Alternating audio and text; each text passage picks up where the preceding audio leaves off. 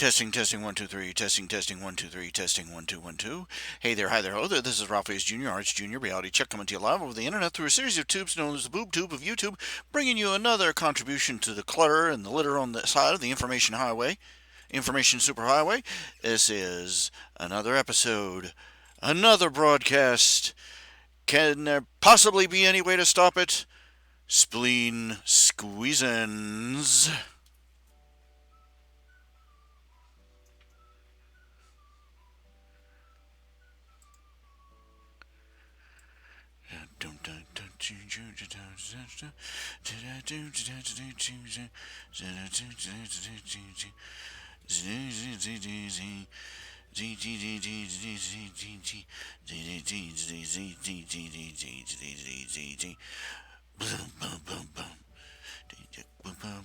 I always do this when we start out. I just got nothing else I can do with it. I just gotta bop to the music. I just gotta bop to the music. I can't help myself. I don't know what I am. I don't know why I am. I don't know who I am. I don't know what they put in my Coca-Cola. Uh,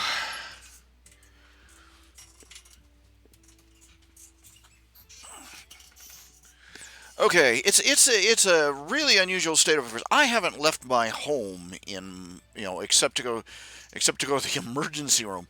I have not left my home in years.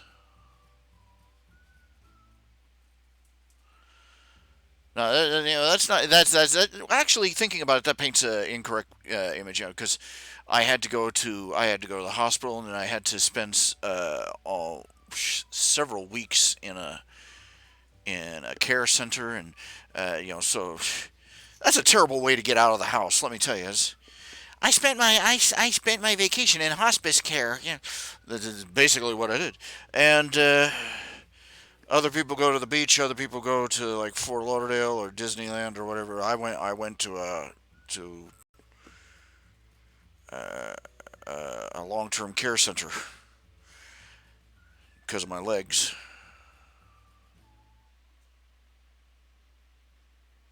My legs are really looking puffy too. Not just the regular swelling. The upper half of the leg is looking. I don't know if it's just because I'm fat or because I'm retaining water. I don't know. I think I'm going to be seeing the doctor April 7th, theoretically. So I'll be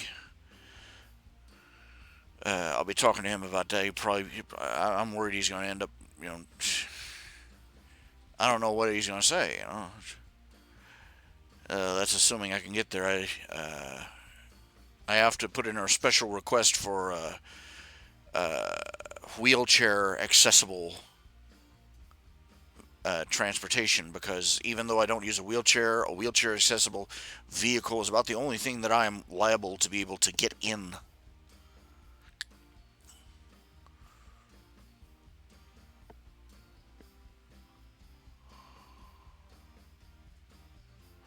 But anyway, drifting off topic.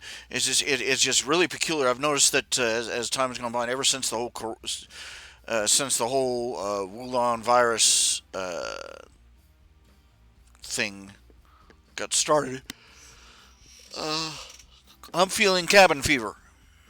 I'm feeling is nothing has changed for me personally. Well, it's gotten harder to get certain things, order certain things online. The local pizza place that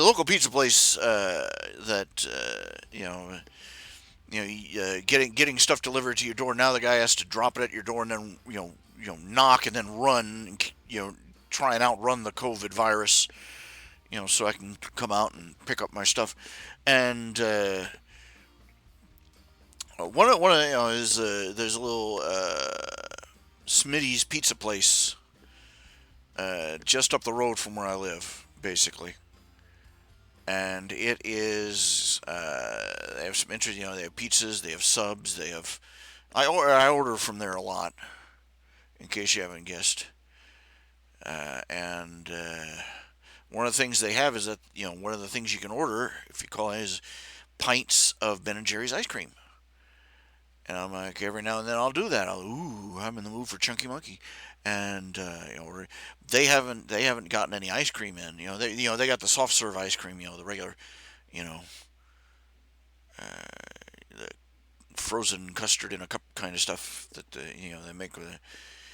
They got that, and but they haven't gotten in any new pints of ice cream in at least a week, at least probably longer.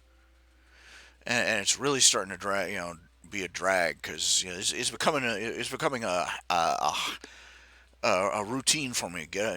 Come in the living room, sit down at the computer, dial up Smitty's Pizza. Do you have any pints of ice cream in? And they say no, and then we go okay, and I hang up and go on with the rest of my day, pining for some Americone Dream ice cream. Uh,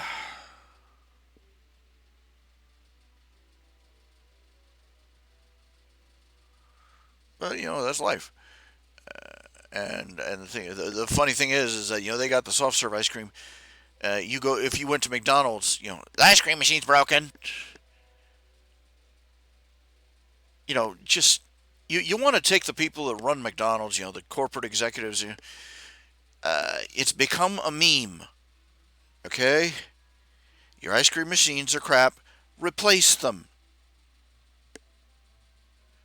Forgo buying your new yacht this month and put some working ice cream machines in your restaurants.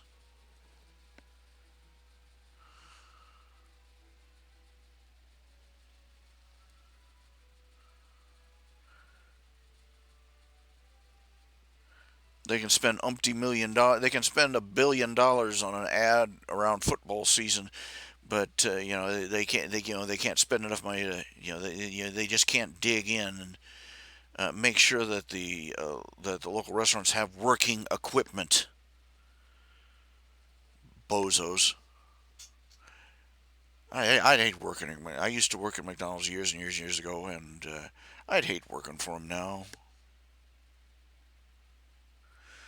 Just how effed up is the world that you can work at McDonald's and have people call you entitled,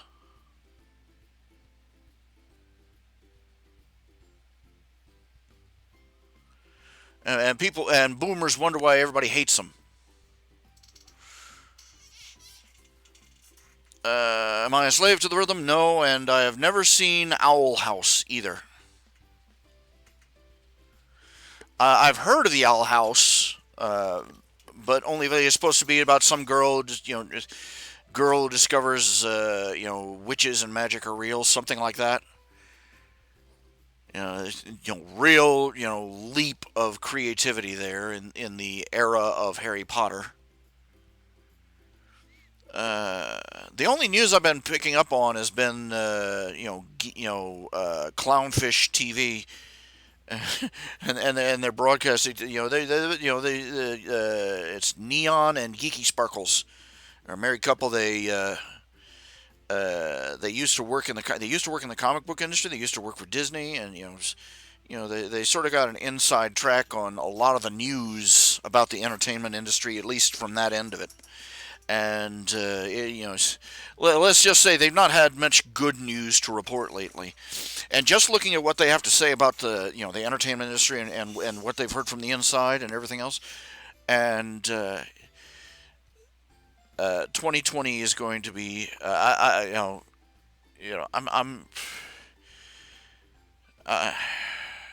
2020 is going 20 the next couple of years.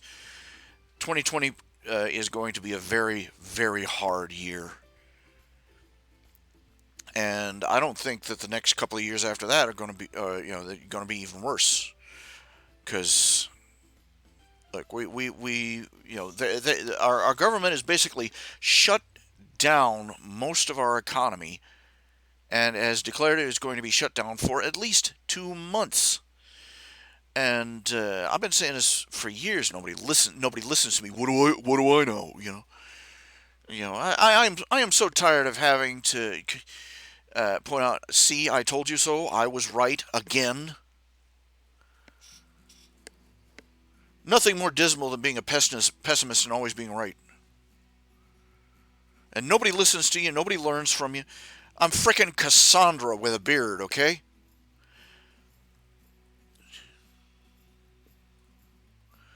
I've been saying for years that this it is not good for our economy that we live in where we live in a society where everything is just in time.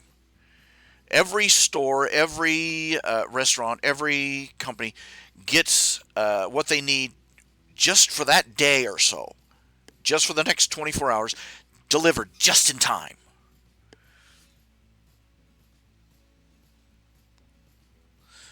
Just every day is a squeaker. Okay, every day for every company is a squeaker, and all it takes is one day of disruption can cost millions of dollars, and we're looking at 2 months.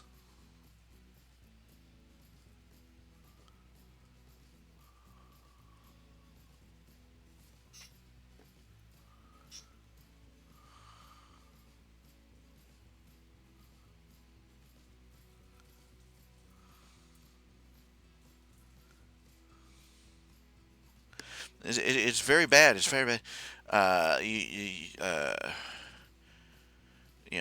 when everybody's like, oh, it's just places like Disney shutting down, and please, Disneyland shutting down, and these unimportant business. Yeah, but millions of people work for those quote unquote unimportant businesses. They shut down. It's a cascade effect. Just from Disney shutting down is a cascade effect that's just going to wallop through our economy. And for guys like me who are hanging on the fringes, I live off the scraps of society. That's the truth of it. I do not produce anything of vital. I am not an essential employee. Let's put it that way. I don't produce anything vital or necessary, or that other people can't live without. So if the economy tanks, uh, guess who's going to fall off the bottom rung first? Guys like me. I'm already dangling by my teeth from the edge.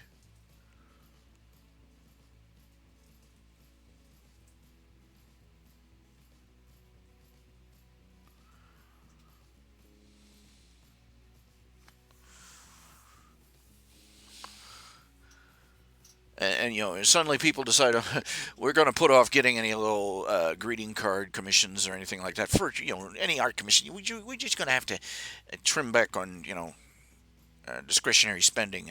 I'm one of the guys that lives off of other people's discretionary spending.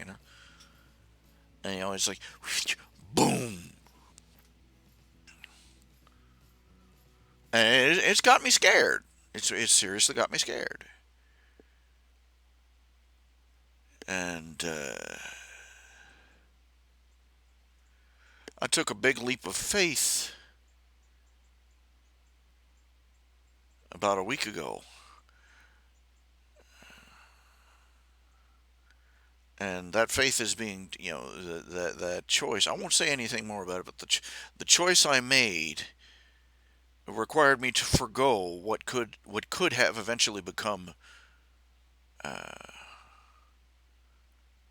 rather big, and I took it on an article of faith that I didn't want to mess with that stuff, and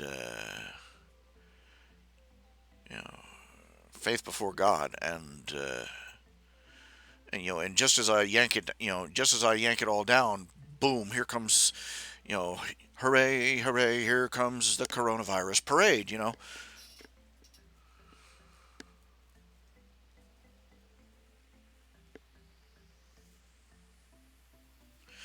Oh, I'm working on new chapters of my fan fictions. It's slow going. It's just tip tip tip tip tip. Speaking of which, while I'm sitting here, staring at my screen, I might as well be working on some artwork. Do I have it on? Do I have my art program on? Let's see here. Just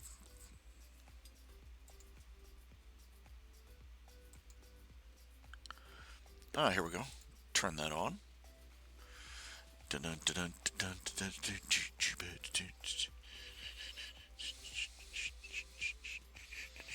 Come on, turn on. There we go.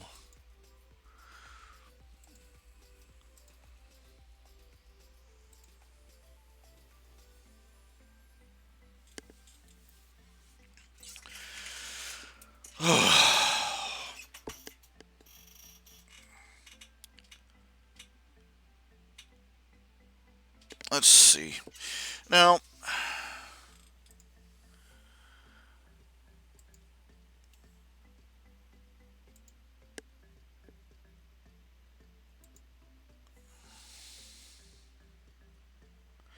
regrets.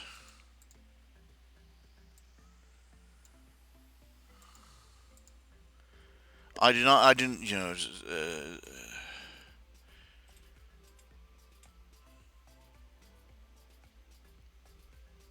It's so tempting. It is what I was planning on doing. No,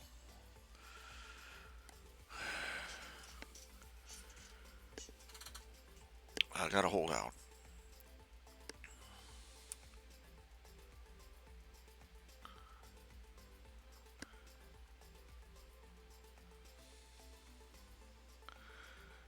It would be the end of me.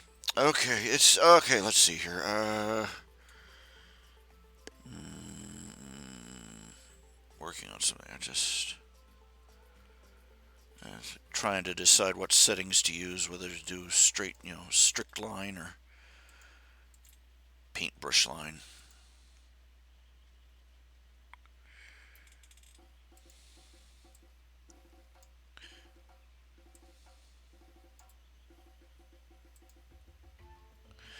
Got people already predicting, people on YouTube predicting the end of Boku no Hero Academia, and I'm like, dang, just I really hope they're wrong, because I'm tired of having something I really love, finding something I really love, and then having it go what, just a short while later, tired of it, really really tired of it.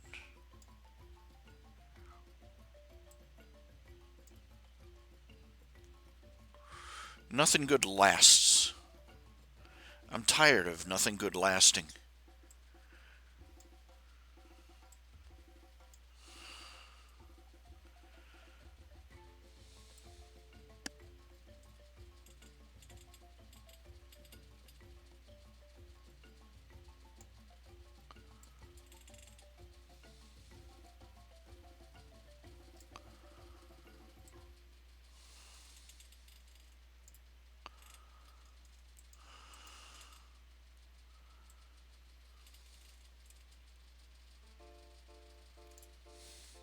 Kind of forget from time to time that the Nip and Tuck is supposed to be, tin roof shack look.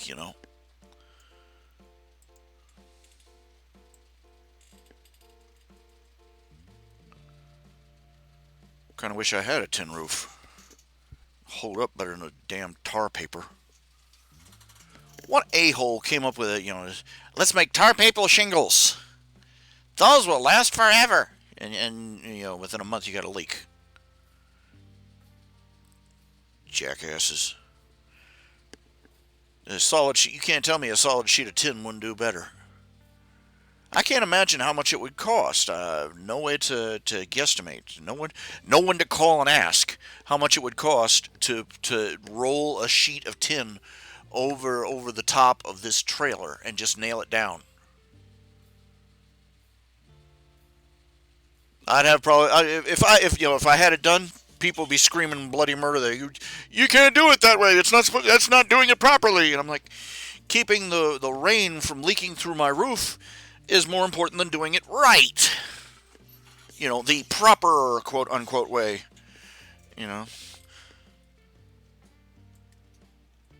I did it the right way and had somebody come out and smear tar all over my roof, and guess what? You got to do it every single frickin' year.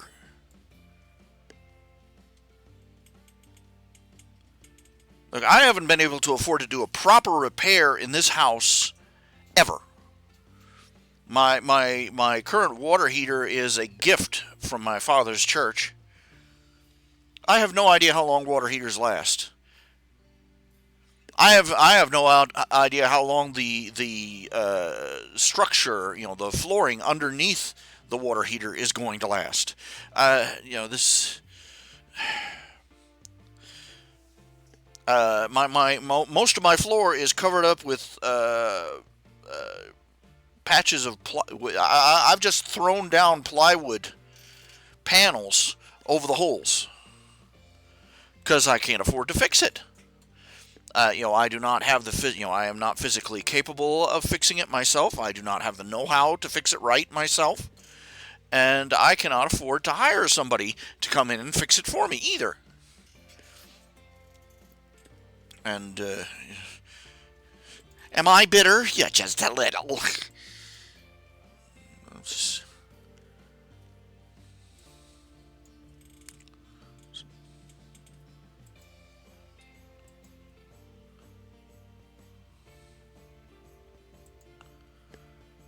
If I hadn't been in a corner where I was, I would have never bought this trailer. I took one look at it when we came in and looked at it the first time. Said there are holes in the floor, and I'm like, I don't know anything. I could barely tell which end of a hammer is which, and you expect move in and fix it up. Move in and fix it up, son.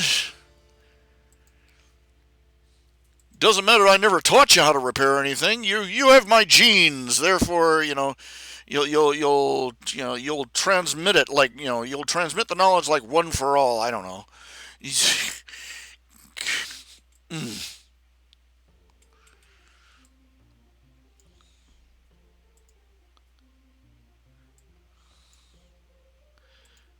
I don't think my dad has ever it has ever dawned on my dad that he is unusually self-reliant, to put it mildly.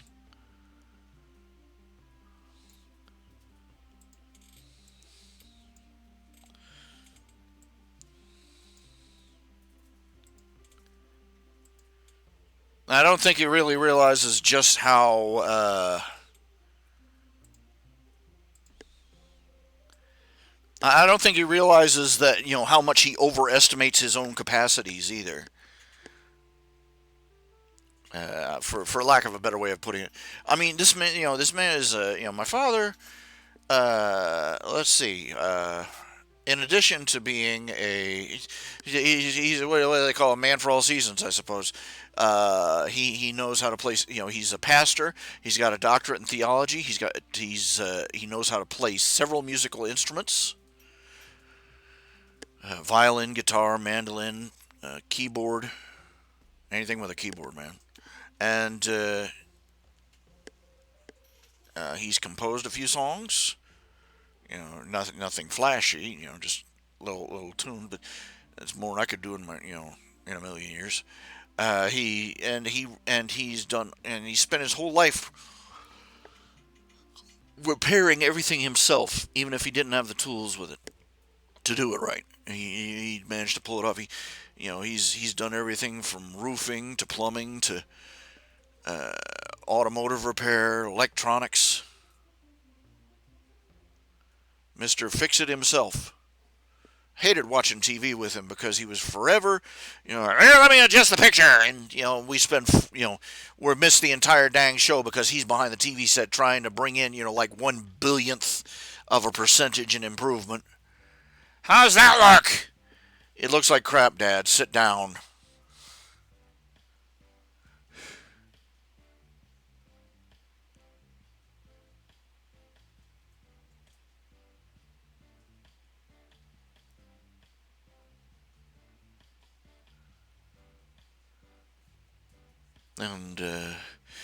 And to him, the idea of moving into a house, oh, it looks like a fixer-upper. He's moving in and paying the rent by doing the repairs. That kind of thing. That to him is a brilliant idea. Me, that sounds like a slow form of suicide.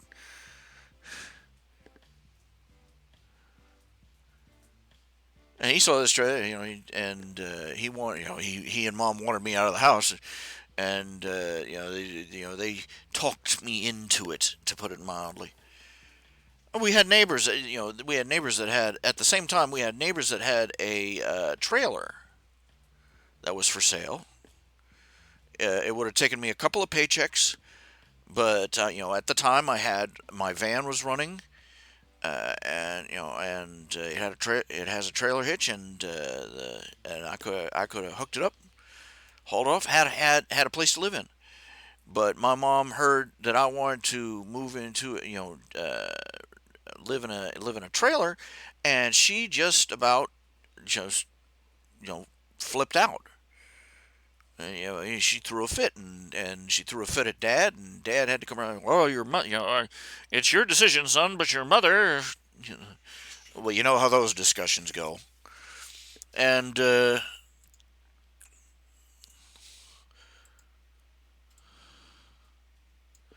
you see, back when they were just married and before I was born, they apparently had to spend a stretch living in one of those old trailers, and she absolutely hated it. And so therefore nobody else is ever to do that again.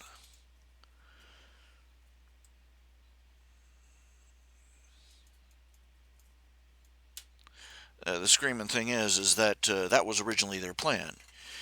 You see, I was living in a darn, the music stopped again. You see, at the time I was living in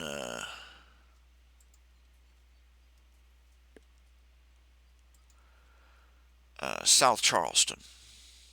This is several years ago, and I was kicking along just barely, but the landlord, he's kind of a bozo, and he's one of these jerks that he's glad hands everybody and then stabs them in the back, or milks them when they're not looking. Basically, I won't say stab, but you know he'll make friends with a cow just long enough as he can reach the udder. But his usual routine, he had three little inky dinky apartments up above a garage on one of his pieces of property, and I lived in the middle apartment, and I paid the least rent. And his plan was he wanted to get me out of there because I was just paying. All I was doing was paying rent. What he wanted to do is that the other two apartments were occupied at the time by people that they lived there for quote free, but they did labor for him, housing repairs and things like that. And he wanted to put another worker where I was. And so, he was sort of snuffling around. Like, are you planning on moving out anytime soon? And it was getting kind of itchy, you know, and things were looking nervous for me because you know, like any other rent holder, I was always sometimes I'd be ahead of the game, sometimes I'd be behind, and if you were behind, you know, he'd come snuffling around, because he was looking for any excuse to get me out of there and get one of his indentured servants in there himself. So, uh, my parents heard this and managed to, my panic, managed to, they came up with an idea. They had a chunk of property at that time that originally they had gone, Dad was planning on, but basically Dad was planning on building a house himself. Up in his 60s, he's going to build a whole house up on a hillside in West Virginia, and they bought this chunk of land, and they even laid down the starts of a foundation and everything. I helped out a little bit with that. I was still able to walk around at that time, and well, eventually I came over there. They started making, why don't you move back in with us, save money. Over the course of my life, due to catastrophic bad decisions on my part, basically retarded decisions on my part, I'd had to move back in with them. I'd had to move in with my sister for a stretch. I'd had to move back in with my parents, and two or three times over the course of my life, and just basically just torpedoing myself at various points. I'd finally gotten out of their house and moved into this little apartment in South Charleston, and it was always tight, but I was at least content in that. And they kind of, why don't you move back in with us? Why don't you move back in with us? And I was like, oh, this is the last thing I want, And he said, oh yeah, come to think, Dad, you got that chunk of property, and you've got that old RV from, my grandmother had given them an old RV. It couldn't, he managed to barely get it. He had to tow it up onto the property, and he just left it there. I could live in that RV on that property, and back and forth, back and forth. Eventually, it came around to where my parents came to me with a deal. They say, what we're going to do is that property, we can't live on it. What we're going to do is we're going to sign it over to you, and then you save up your money. Then we'll work together, and we'll fix up that RV, and you live in the RV on the property, you know, and Bob's your uncle, and everything in my personal experience was screaming, no, do not do this. You do not have you do not know, you do not have the willpower. You do not have the character. You do not have the strength of character to live with your family, raise money to rebuild an RV, and then you just do not have it in you to do this. Do not do this. And I ignored that voice in my head and went with the one that said they're giving you real estate. And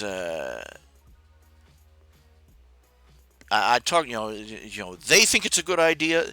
After all you've been through, they think this is a good idea, and they're giving you. And I said okay. And the next thing I know, I've moved into their property, and then the plan changed. You see, because apparently at one point they looked up at that RV, and I went up there and looked at it.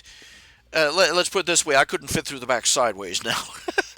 RVs sound like a great thing as long as they're great, big, huge, expensive. This thing wasn't very large, and it was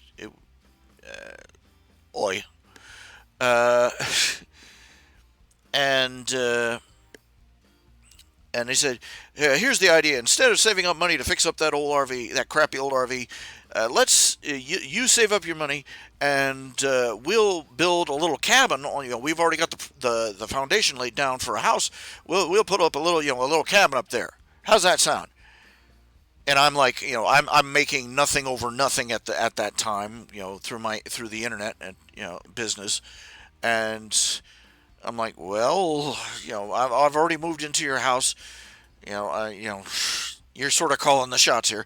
Let's go with that.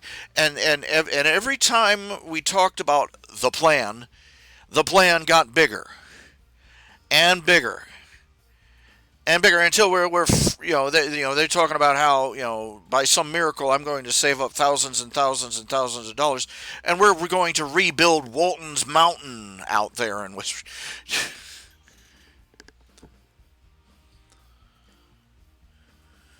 And about that time, my parents said, you got to start hunting for a job. You're not bringing any, you're not making any money. And so I start job hunting, and I eventually, after my father lost his temper at me 2 or 3 times, I finally managed to get an interview and a job working for Big Lots. And I struggled, and I saved, and I saved, and I saved, and I worked, and I saved, and I saved, and I carried furniture back and forth in that damn store, and saved money. And I finally, after a couple of months, got enough money, and we stumbled across a van for sale. And I said, mine, and we bought that van. I bought that van. I can't even remember how much I spent on it.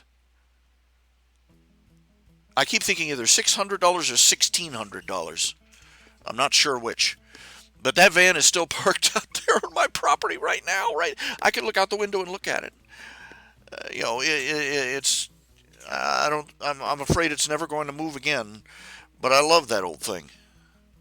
It was a 1992 model, and this was in the early 2000s. But I bought this thing. It's a touring van, basically. It's got plush seats and motorized this and that. So, oh, it desperately needs repair from front to back. everything from just rust to replacing the battery rack, and it just needs a ton of work now because it's been sitting for over a year now, for a couple of years. But I got that van. And I was like, oh, free! Oh God, I can't begin to tell you. Oh, I cannot begin to tell you how it felt. There were times I would drive home back to my parents' house after work. I would just sit out in the van. It was my only thread of self esteem I had left. I would sit out there in the van. I wouldn't get out of the car, rush inside. I'd just sit out there for about like 15 minutes, and I would just look around the van, and I would just have to write. This was my mantra: "This is mine. This is mine." Every dime I earned, I paid every single dime for it, and it's mine. It's the one thing in this world that is mine. And it's not a loaner from my parents or a gift from a family friend. It's mine. And it was the only thing that kept me sane. Seriously, it was the only thing that kept me sane through that period. That's why I don't. That's why I'm going to hold on to that van till I die. I'd love to be, my dream, and it's a dream I'm never going to see come true, is to someday, when everything else has been squared away in my life and paid for and brought up to black, and I'm going to have that van rebuilt from front to back, pimp my ride, not pimp my ride, but I'm going to have them take it. So if I could, someday when I'm rich and famous, I'll have them renovate that van from bumper to bumper till it's all shiny and new. Because it didn't deserve the care I gave it. I'm a very poor, but at caring for things like that,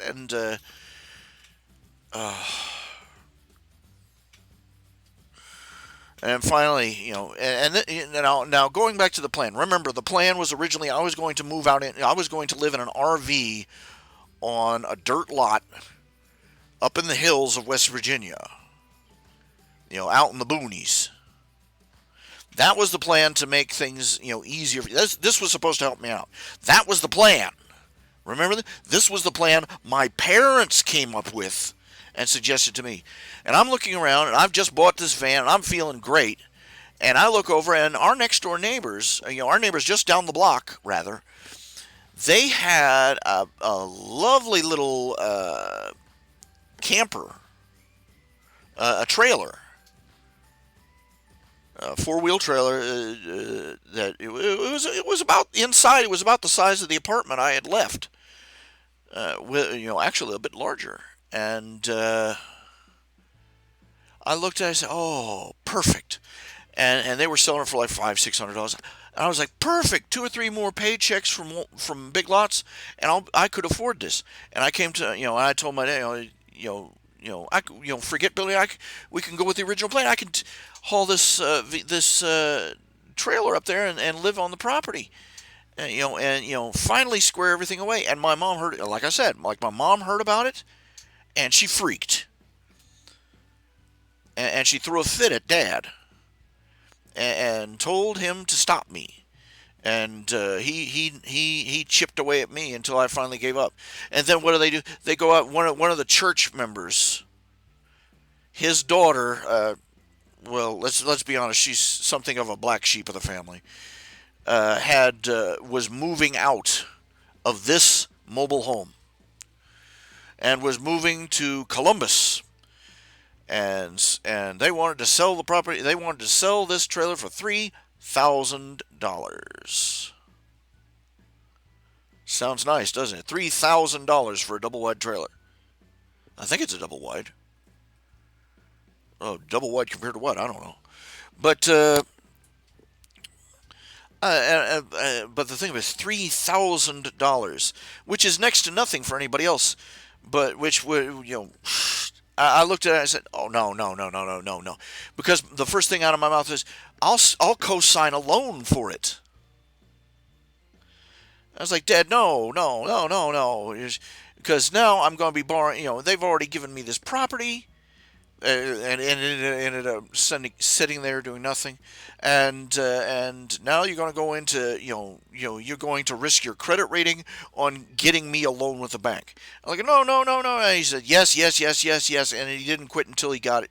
Got his way, got the loan. We went to the bank, got the $3,000 loan, and we went and I ended up with a trailer, and and by the grace of Almighty God, I managed to hold on to my employment and get in enough extra income on the side that got the loan paid off in a couple of years. And I think it's only because God felt sorry for my parents that I managed to make enough to pay it all off. And the killer was, eventually, I was starting to, my health was in decline, and I was starting to slow down at work, and the boss really wasn't too thrilled with me anymore. And eventually, I got an offer, and I got an offer. I can't remember if I got the offer for the property before or after I lost my job at Big Lots. I think just shortly before. And they made an offer, and they bought it from me, and my parents, and my dad helped me go through the whole transaction of selling the land. I ended, they gave me that land for a little over a dollar, and and it sat there for 2 3 years after I moved into this trailer, and I was like, I couldn't believe the irony. I had a mobile home that cannot move. I own my own property, but I can't live on the property. And I can't get the house I own and the property I own together, for God or country. You know, and I was paying rent on the property. I'm paying rent on the property the mobile home sits on. And Dad was like, "Oh well, you save up your money and hire a truck to haul that out there." And I'm like, this mobile home is a 1972 model. I wouldn't bet money on it not breaking in half if anybody tried to move it. And I know for a fact it would break in half if they tried to get it across the creek and up the up the incline to that square of property. So there was no way in hell I was ever going to get this mobile home, this double wide mobile home, falling apart 1972 model, up on that land. Short of a divine miracle or a flying saucer. But then I'm sitting here. I've been here a couple of years. I've been paying property taxes on land and paying fees to keep the power lines were already hooked up to the land. I was paying fees to keep the property hooked up to the power and paying taxes on the property to boot. And I couldn't do squat with it. And along comes a neighbor, and they offer to buy the land off me, and I say, I desperately need the money. Of course, I always do. Do you know anybody who doesn't desperately need money? And I said fine. And I feel guilty about this. My parents originally bought that land. They were talking about retiring on it originally, because but that plan changed though. You see, because the property they bought, it was very near to a church my dad had been currently pastoring at. But something changed. I don't know what changed. Dad says that he felt the calling elsewhere. Man of God thing, and he took a pastorate in Lowell. He took a pastorate up here in Ohio. And so now he's got a church he's pastoring in Ohio, and he's no longer pastoring the church in West Virginia. He's got property in West Virginia. And, well, you see where this is going. The man was perfectly, the man was convinced he was going to build.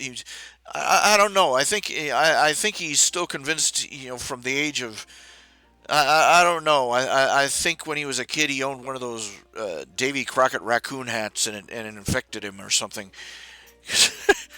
He's 70 years old and still thinks he's a 20-year-old pioneer.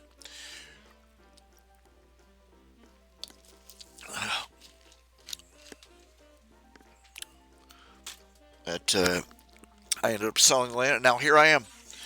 I'm in a mobile home, and typical of everything, typical of my father.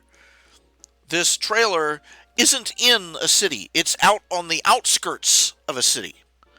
It's out on the. It's not even in a small town. It's on the outskirts of a small town. No buses run here.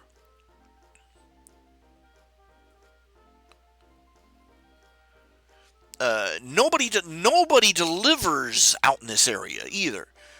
I've gone through that song and dance with so many different businesses. I can't find any.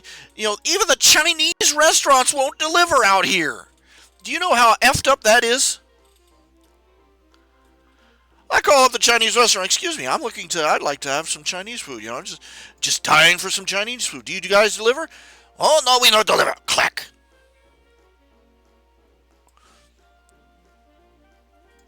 3 or 4 Chinese restaurants. Nobody delivers.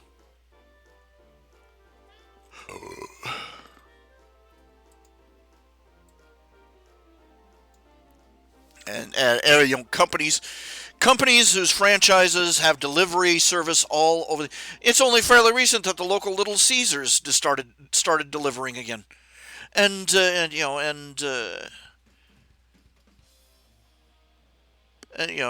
Chinese restaurants don't deliver. All these I looked up the Grubhub and all those other delivery services. Most of them don't serve this area either.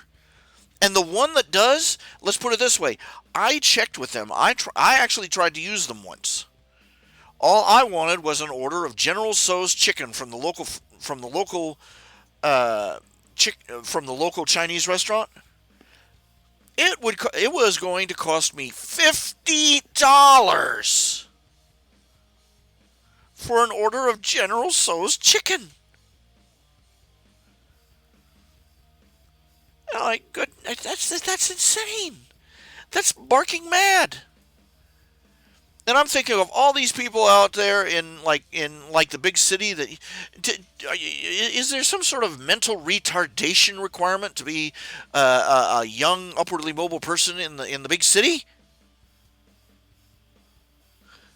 We'll just use Grubhub. What are you getting? A donut. How much is it going to cost you? $20.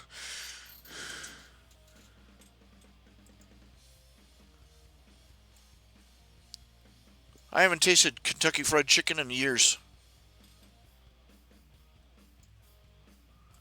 I mean real Kentucky Fried Chicken from KFC. Never, not in years. Because I can't find anybody who'll pick. There's nobody who'll do. Nobody delivers. And companies. Happiest moment of my life was when I found out that Jolly Pirate Donuts delivers. And then I called up the local Jolly Pirate Donuts because I was going to get me a dozen of them cream-filled ones, with the fluffy cream, not the pudding cream, the fluffy cream. That's the real deal.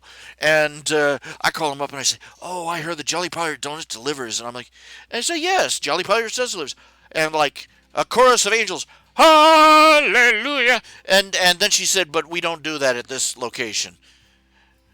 Dun, dun, dun, dun, dun, dun, dun, dun. From the highs to the lows in an instant, boom. And but the place in Parkersburg across the river does. Parkersburg is like 50 miles from here.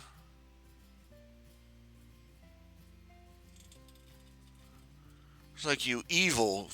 I just.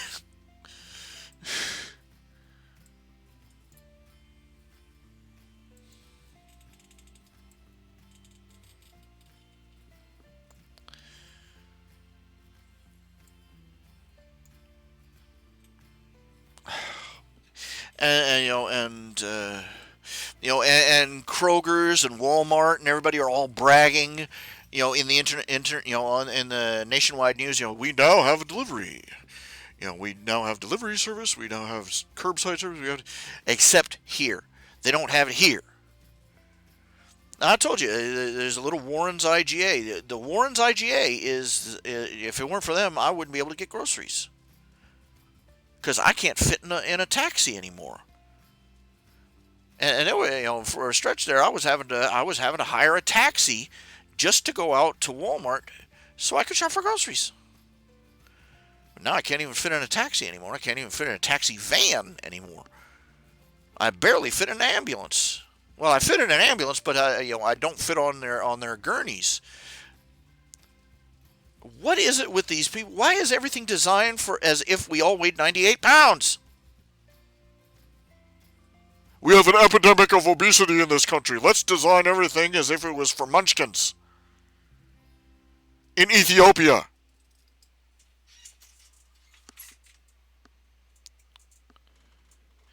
There's nothing that drives you mad quite so fast as realizing that there are options, thousands of options, thousands of them, and they're all just out of your reach by inches. When I was a kid, I forget what it was, what class it was I learned. This is the story of Tantalus, the Greek mythology. It was an English textbook, and they had little excerpts in corners of the chapters that described where certain words came from, like grog, or sandwich, or in this case, tantalize. And it only briefly, it didn't really describe why Tantalus was being punished. He said Tantalus was being punished by the gods. He was, how he was left up to his chin in a lake. He was given, ravenous hunger and left dying of thirst, and they put him up to his chin in a lake, and dangled masses of fruits and meats and other foods just inches, just within his reach. And if he tried to bend over and drink, the water dropped away from him. If he tried to grab for the food, it was pulled out of his reach. And I was like, even back then, I was like, I can so empathize with that.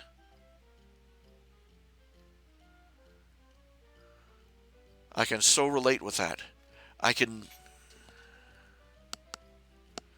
remember once when I was a kid, I still had pretensions of being, a high, fancy,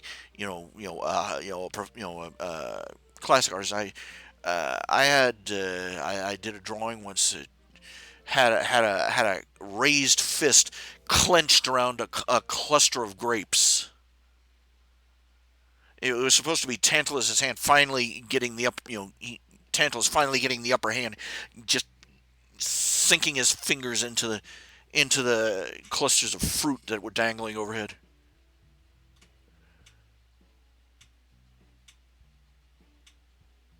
This is why I hated the Trix commercials so much, because they were always, that poor rabbit always being thwarted. And I wasn't too happy with most of the commercials for kids cereals and like Quick chocolate milk and all these other things. They had some little cartoon character that was desperately trying to do something, and these rotten little kids would come along and sabotage them. Let's see. I remember the original. The original Trix Rabbit. He was always putting on disguises and trying to get a bowl of cereal. And these kids, even when he bought it himself, they would come over, silly rabbit, tricks are for kids, and take it away from him. And the Cuckoo for Cocoa Puffs bird, Sonny the Cuckoo bird. He said, "I'm not going to go crazy. I'm not." He's trying not to lose his mind. Okay, and these kids come up. And stuff the chocolate in his face. He's like, "I'm Cuckoo for Cocoa Puffs." No matter how hard he tried to keep his cool, or Chester Cheetah, he'd try to keep his cool, and somebody would, make him look like a lame jackass with a bag of Cheetos, and I hated those kids, and I empathize so much with those poor cartoon characters. I remember when the Quick Bunny. I remember the original Quick Bunny commercials where the idea was it wasn't that it was quick to make. It was is the Quick Bunny. His goal was always to drink it real slow so he could enjoy it. And the kids would start talking about how rich and chocolatey it was, and he'd finally lose control and just suck the entire glass down in one go.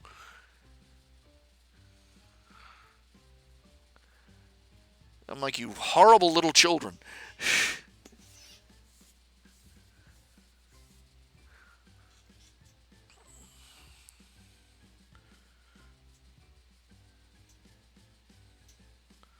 It's been too much of that has been my life. Uh, you know, struggling to control myself, struggling to control my impulse, and failing again and again and again and again, having to start over from scratch, or having something just having the next rung, the next rung on the ladder, or the nearest opportunity dangling just inches out of my reach.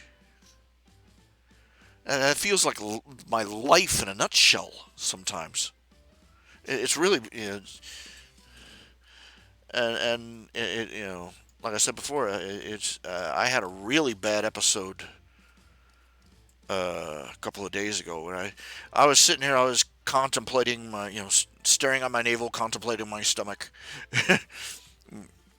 and considering my physical condition, and I started realizing, I'm never gonna go to the beach again.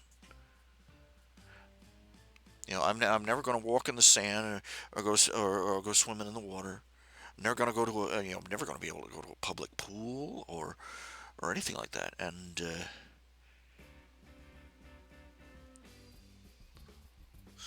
I realize I'm never going to go to a public library again. I'm never going to go to a I'm never going to go to a movie theater again.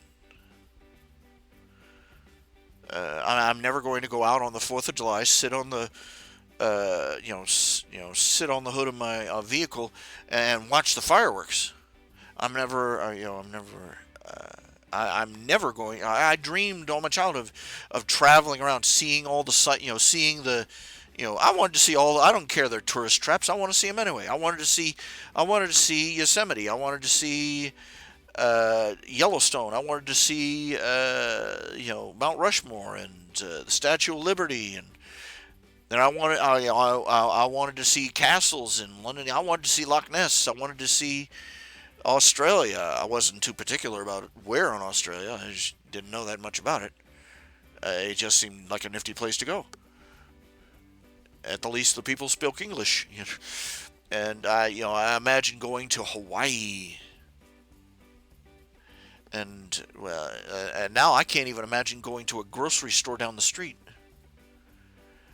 And I realize that this is, you ever heard that saying? One day, there comes along a day where you go out and you go out and you go to you get all your friends together and ask if they can come out and play, and you all go out and play, and you don't realize that it's for the very last time. And there's one day, and another version is that there's one day where your mama puts you down, and she never picks you back up again. And it's just one of those. It was one of those realizations that I had. It just about shut me down.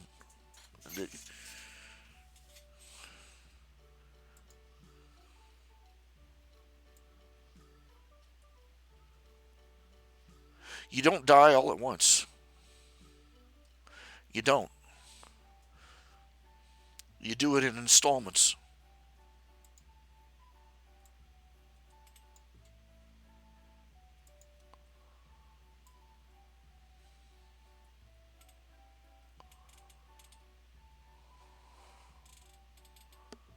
One teeny tiny bit of yourself at a time.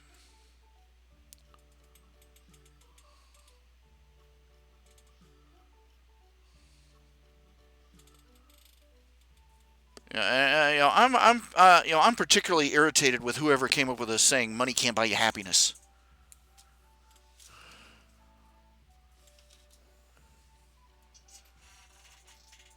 Whoever came up with that has never been, has never been in a situation where they were broke.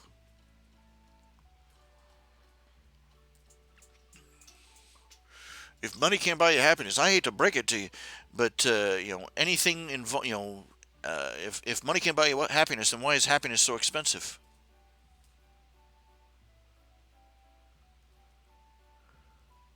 All you need is love and enough money to pay the rent and keep the roof sealed, and food, keep you and the girl fed, clothed, and sheltered. You know, money, money, money, money, money.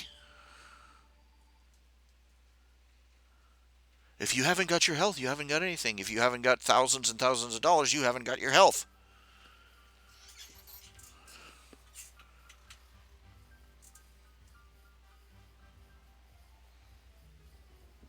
Are you getting where I'm going? Do you get what I'm saying? You know? Crap.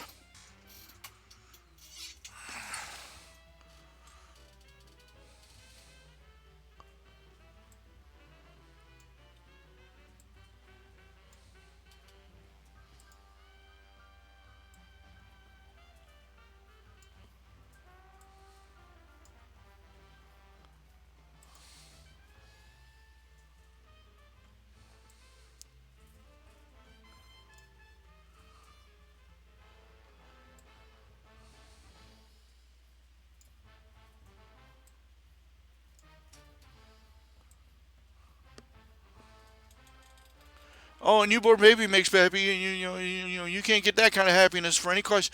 Yeah, and that's why the doctor, a minute after your baby's born, the doctor hands you a bill, for your arm, your leg, and your left kidney. Marriage. Ever seen what a wedding costs? Ever seen what a divorce costs?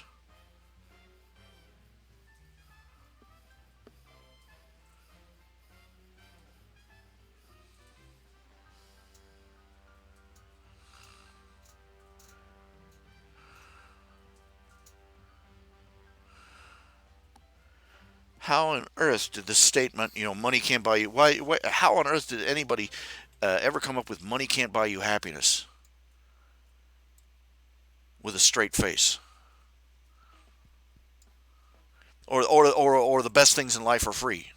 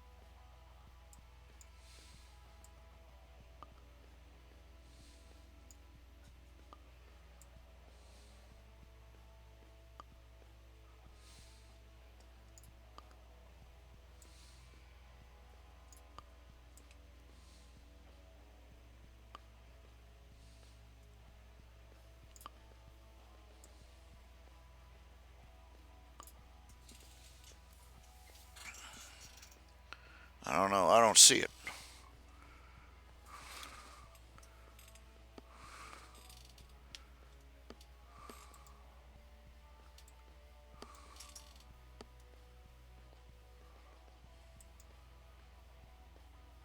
Christian people, we all sit around talking about how money and riches and wealth are unimportant, in the great cosmic meaning scheme of things. But watch them lose their minds if you don't have a job,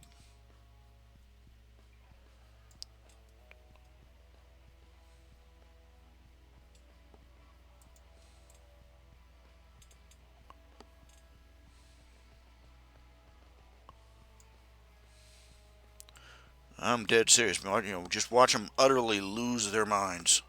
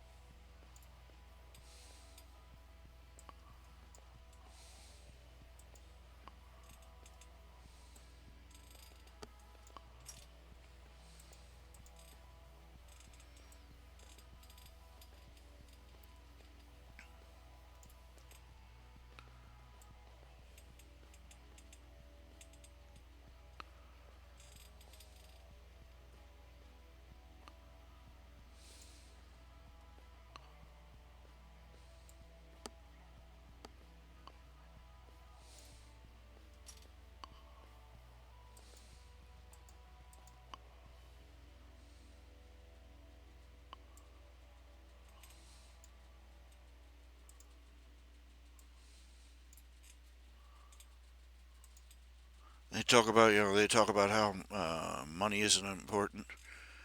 And then they'll have a 15-minute sermon on the importance of giving your tithes and offerings.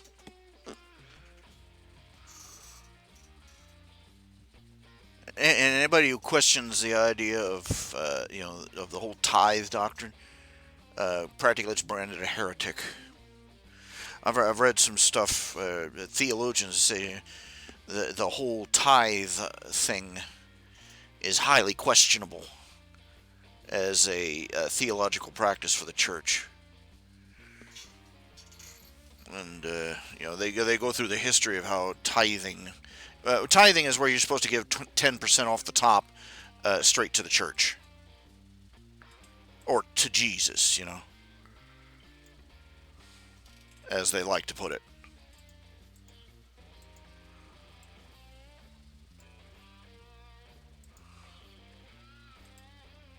And every now and then you'll see a preacher or a theologian go over that.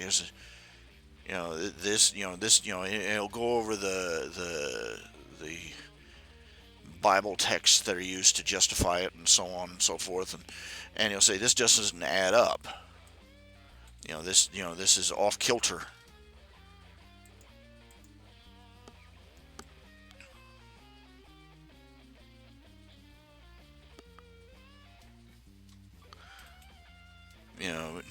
They're not exactly going to get a fair hearing, from anybody in the church about the issue.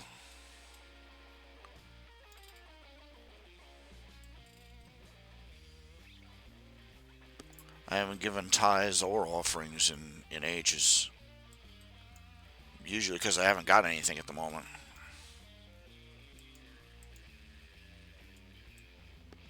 I should. In fact, a bit of a loss as to where to send it to, though.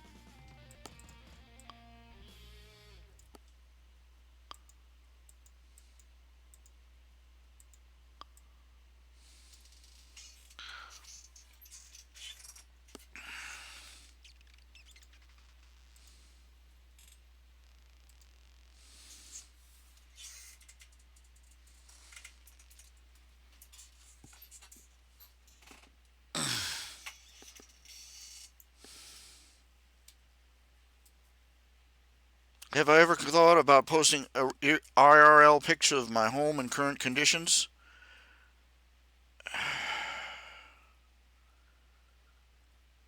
I'd be ashamed to.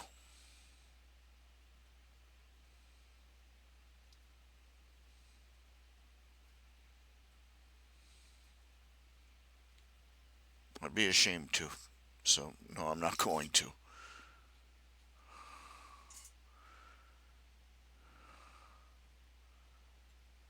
Because my house is not just broken down. It's a filthy mess.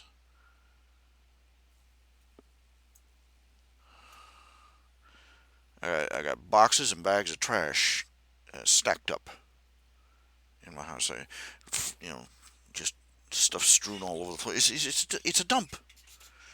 I live, and how you ask you can sit there and ask somebody, how do you end up living like this? One day at a time,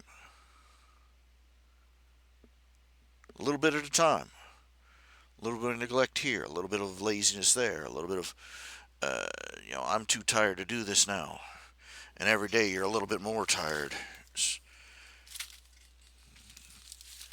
And then one day you look down, you realize that you can barely get up and down your front steps, and that makes things a world more interesting. Uh,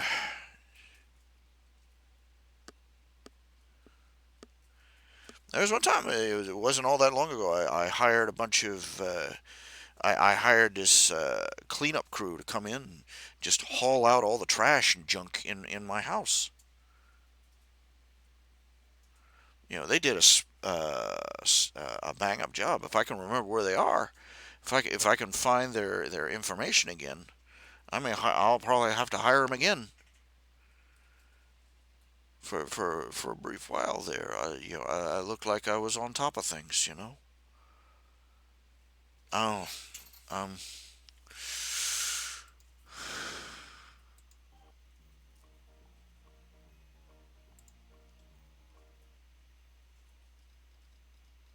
I'm getting I'm probably depressing the heck out of y'all.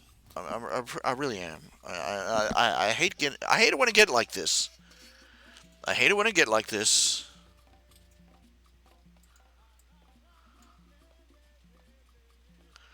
I hate turning into Captain Whiny Pants.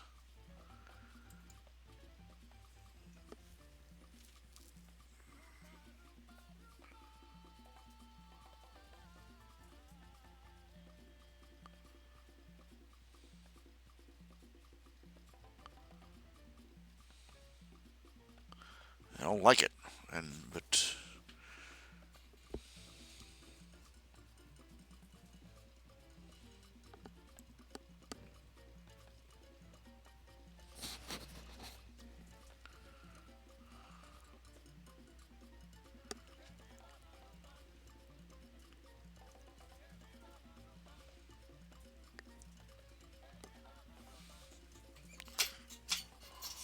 I hate it.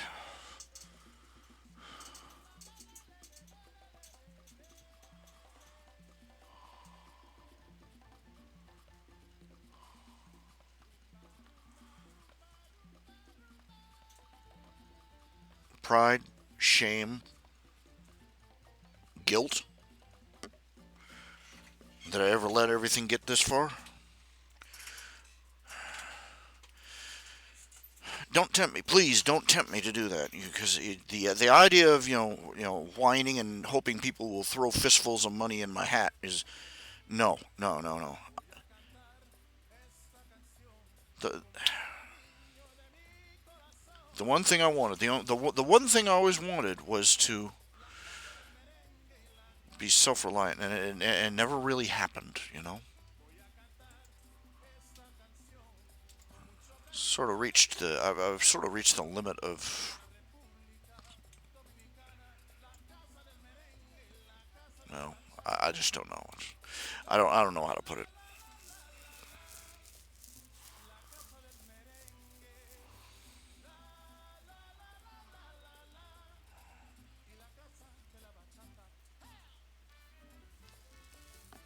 You see, one of the things about one of the things I've learned about people who are really deep in depression is that the main reason they don't seem to reach out to other people is because they know they're afraid of they're convinced that if they really spilled their guts as much as they wanted to, about how miserable and unhappy and how lonely and how uh, stressed out and how just how unhappy they are, how depressed they are, that people would not sympathize with them. People would sympathize them with that at first, and then eventually just get sick of them. It's you realize that why do they think that everybody would get sick of them and discuss and tune them out? Because when you're depressed, you're sick of yourself. You understand? Is a tremendous amount of self-loathing involved.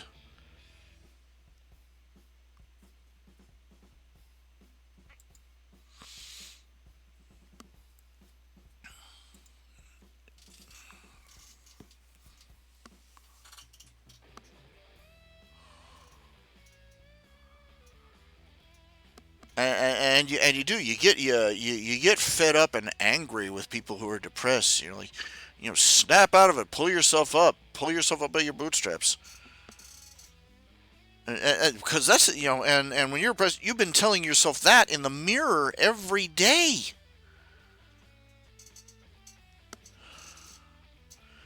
I feel I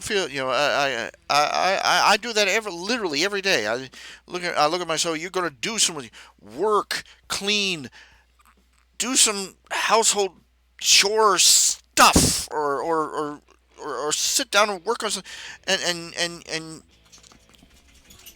and and you try and you scream and you curse at yourself, and the next thing you know, you're sitting there in your office or your living room or your bedroom, just staring at the wall, and you can't motivate yourself to even stand up.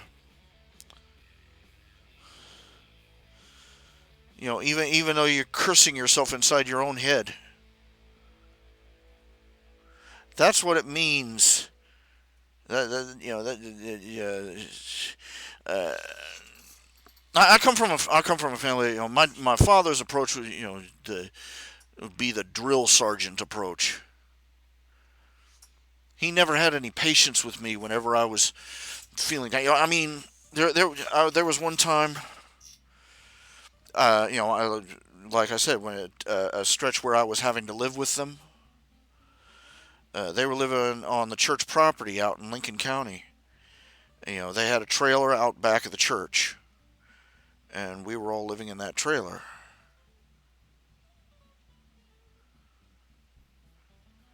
And I was hunting for, I was still trying to, get out of the house, get a job, get some work, you know, and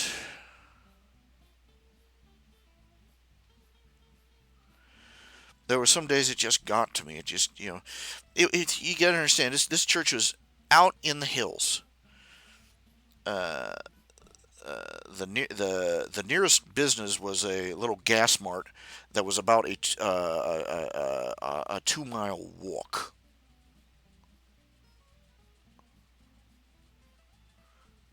The nearest neighbors were, a quarter mile uphill, a quarter mile uphill and a quarter mile down. And there were two gas stations and a post office, and everything else was, well, nothing. Just scattered up and down. The road was barely wide enough. The road was really officially not wide enough for two cars. Getting in and out of that neck of the woods was a nightmare, because you never knew when somebody was going to be coming around the curve, taking up their side of the road and yours.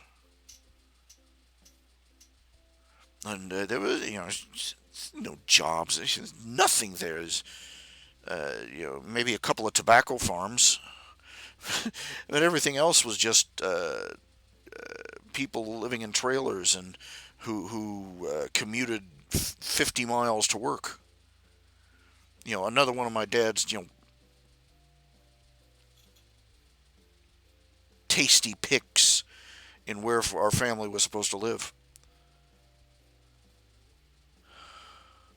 And I was past. I had gone to college. I had to drop out because they wouldn't let me come back until I'd paid the previous year's bill, and I ended up moving back in with them, and I was like 18, 19, 20, 21, 20. And it was we were living out there and out in those, but yeah, and it was killing me. And I'm fairly sure it was killing them. I can't imagine how much it was killing them if it was killing me. And there was one day, every now and then there was no place for me to go. There was nothing for me to do. I couldn't exactly, just, you know, put on my tie and go out and, hit the pavement, passing out job applications. There was, it was 30 miles to the nearest town and 50 miles to the nearest city, and I would get so depressed. I would go out and I would if I would go out and I would just go out of the house, out of the trailer, and just walk up to the church and sit in the shade on the church porch and just watch the car, watch the trees, you just try and meditate. Just trying to meditate and calm down. I would go up there when it rained, especially, and sit there on that porch, watch the rain fall. Because it was just trying to calm myself down and find my center and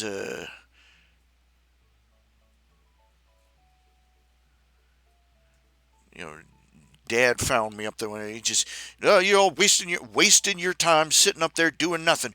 You could have, rah, rah, rah, rah, rah, you're just sitting up there on the porch feeling sorry for yourself, and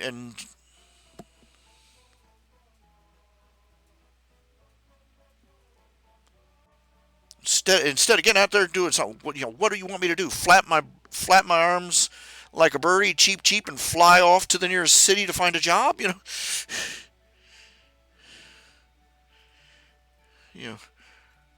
hop on my magic flying carpet. I didn't have a vehicle. I didn't even have so much as I had a bicycle, and it was a 15 mile. I take it back. It wasn't 30 miles. It was 15 miles over hills to the nearest town. And you can imagine what condition I was in by the time I got there and by the time I got back.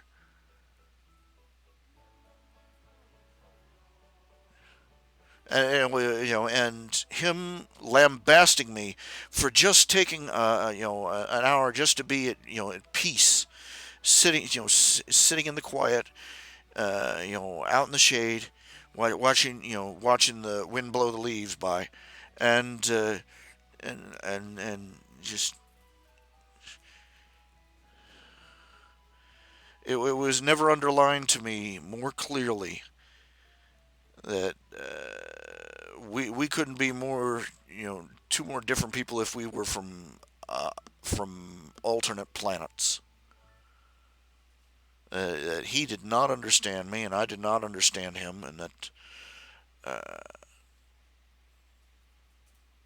that he didn't particularly bother to care.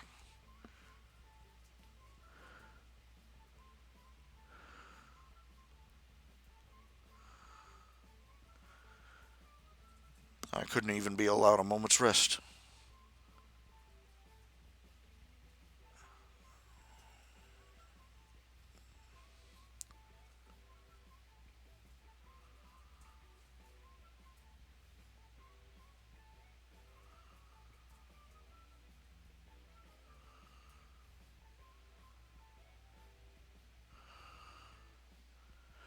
Not even when I was, not even when I was feeling like absolute hell. His attitude wasn't to come in.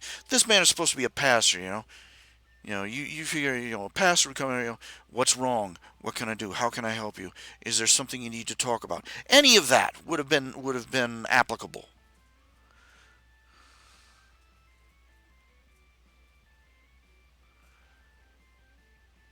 No, I was his son. I didn't deserve that courtesy. The sort of you know emotional outreach, the sort of outreach that he would give to juvenile delinquents in a second chance halfway house, he wouldn't extend to me.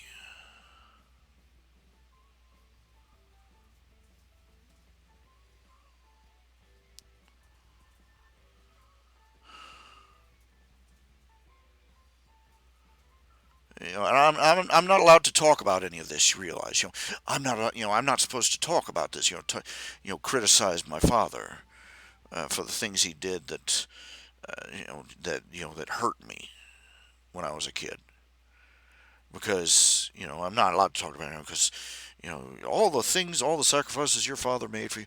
That's the hell of of it all. Most people don't realize is that abusive parents and I'm talking seriously abusive now. Even in abusive homes, the parents aren't ogres 24 hours a day. Sometimes they're actually there for you. Sometimes sometimes they're there for the kid. Sometimes they're there to hold them when they cry, or some and or they go out of their way to help the kid, or they sacrifice to make sure that the kid has food and clothing and shelter. Uh, uh, but they're still they still hurt the kid because they'll be going on being a decent parent one day, and they'll turn around and backhand him across the room or something, or they'll uh,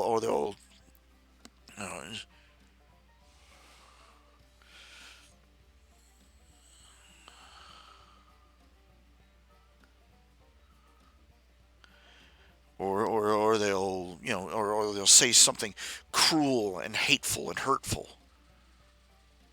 And the point isn't that they abuse the kid or neglect the kid or hurt the kid all the time. It's that they do it at all, and that what makes it hell for the kid, because you've got somebody there that this is your mother, this is your father. You love them. You've loved them since you were a baby, and one minute they're loving on you, and the next they do something absolutely cruel and unforgivable to you. And you never know for sure when it's going to happen next.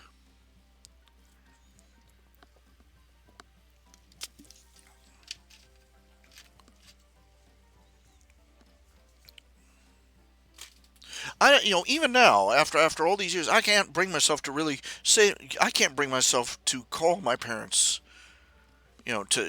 That's to call my parents out on the things that they did like that. My parents were not chronically abusive. They weren't even intermittently abusive. But they were strict in many regards, and more often than not, they did things. They made as the euphemism goes, they made mistakes as a parent. Sometimes they outright did things that were wrong for a parent to do. But that's every parent does that from time to time.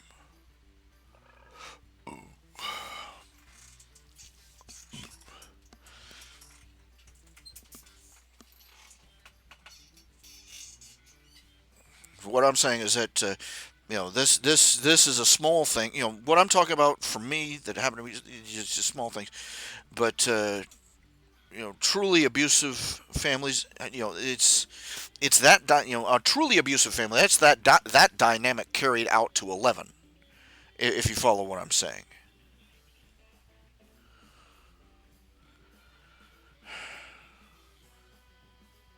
it was bad enough. You know, I they always talk about dysfunctional families. Dysfunction. What's the metric, really? What's the metric? At what point do you, at what point do you say, okay, this is officially dysfunctional? Because, I figure every family has things about which they are dysfunctional moments.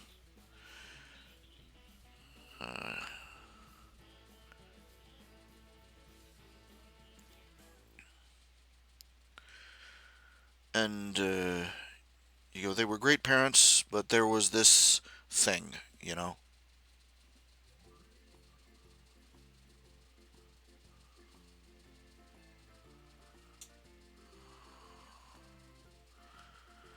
Okay, did you hear that the background check system for buying guns is backed up to a crawl or stopped in many states because of so many people buying guns and ammo? Here, let me clue you in on something. I guarantee you that there are way more guns being bought and sold than the government is keeping track of, and that's the way it should be. But yeah, I'm not surprised in the least. I guarantee you that if things get real, the crime rate's going to drop real sudden, like.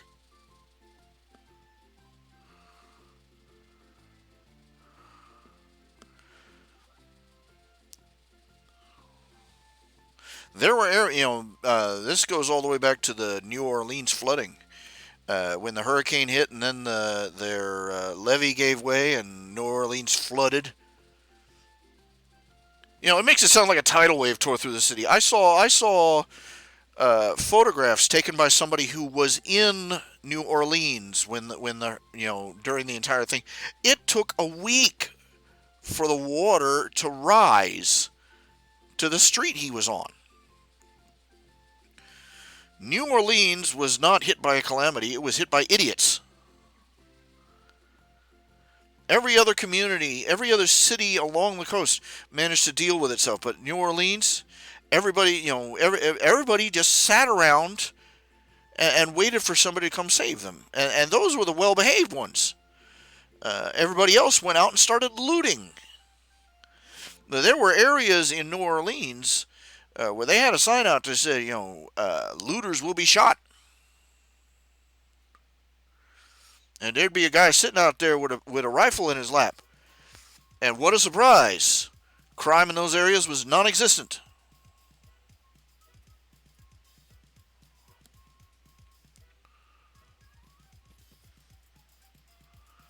The more people,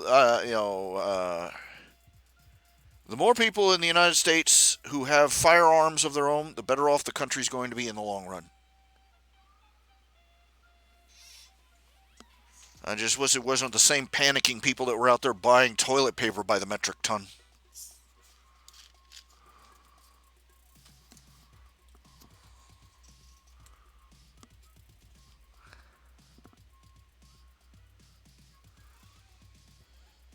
People aren't stupid. They know that this is a major disruption of society, and that the people are going to have to rely on themselves, because people forget that when the system breaks down, the cops are part of the system. And at the very least, they are going to be impeded in coming to your rescue. When seconds count, the police are minutes away. That old gag. And that's assuming the police aren't the people that you need protecting from. That's happened in more countries than we have history books.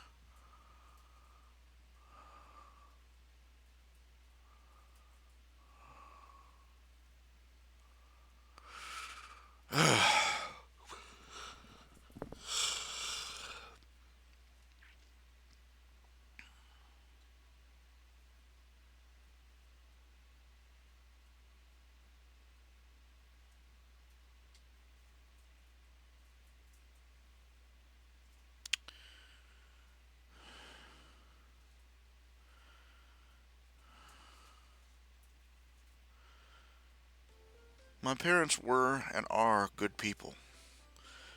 And they did their best to raise me and my sister. They did better, to judge by the outcome, they did a better job with my sister. And that's another thing that's, just slowly kills me an inch at a time, realizing that, me, the big brother, the guy that was supposed to be, you know, the, the example, I'm the failure. And my sister is going on. She's married. She's got three beautiful kids who have grown up and graduating from school, and one of them's already married. She's graduated from beautician's college. She's married. She's got a baby girl of her own. And me,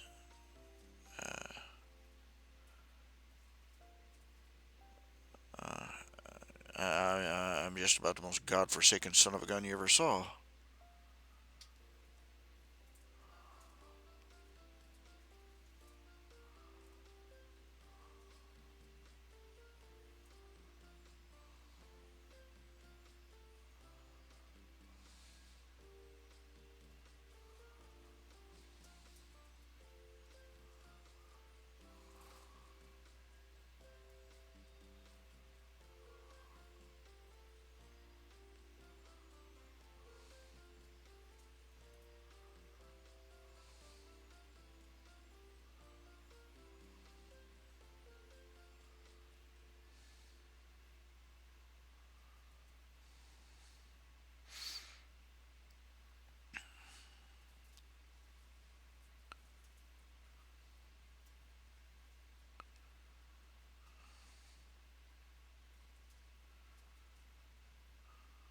I'm sorry, I'm on a me phase right now. This is what I'm talking about. This is why therapists make thousands and thousands and thousands and thousands of dollars,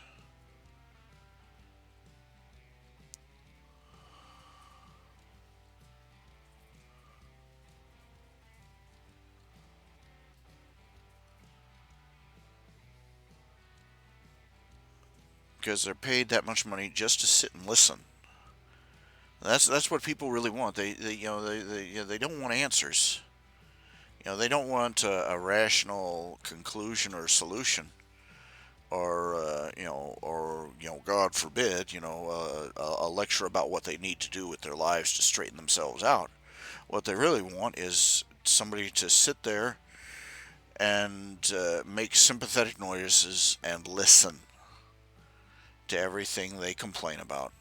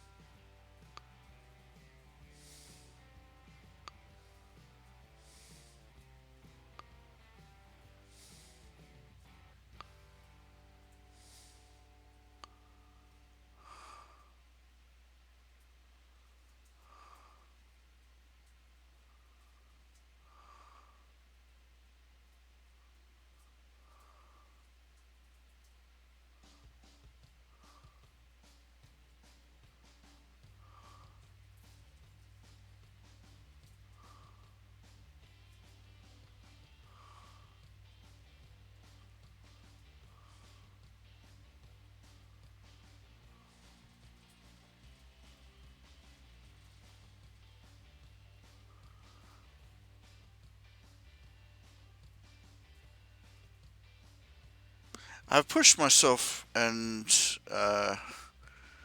it's rather like trying to push a beanbag chair full of pudding.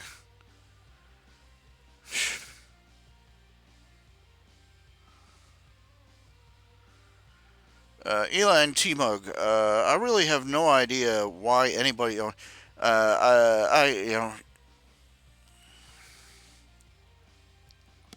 if I showed photographs if I showed photographs of the inside of my house and the conditions it's in,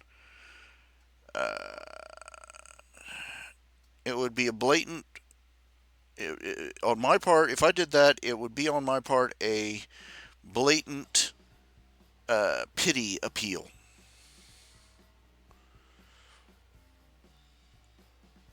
And that's the first reason I don't show anybody the inside of my house. The second is that uh, it would, I know that for every person it inspired to pity, it would also inspire somebody else to disgust and contempt.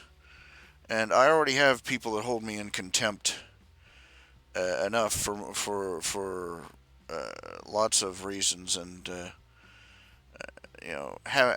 knowing that I have to stand ashamed, in front of the dumpster dive that is my house, uh, is just a little too much.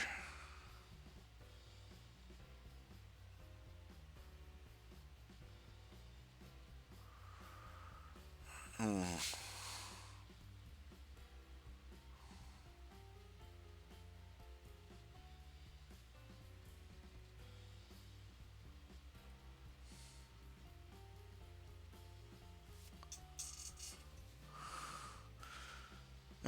Okay, I've been sitting here talking about myself and feeling sorry for myself, and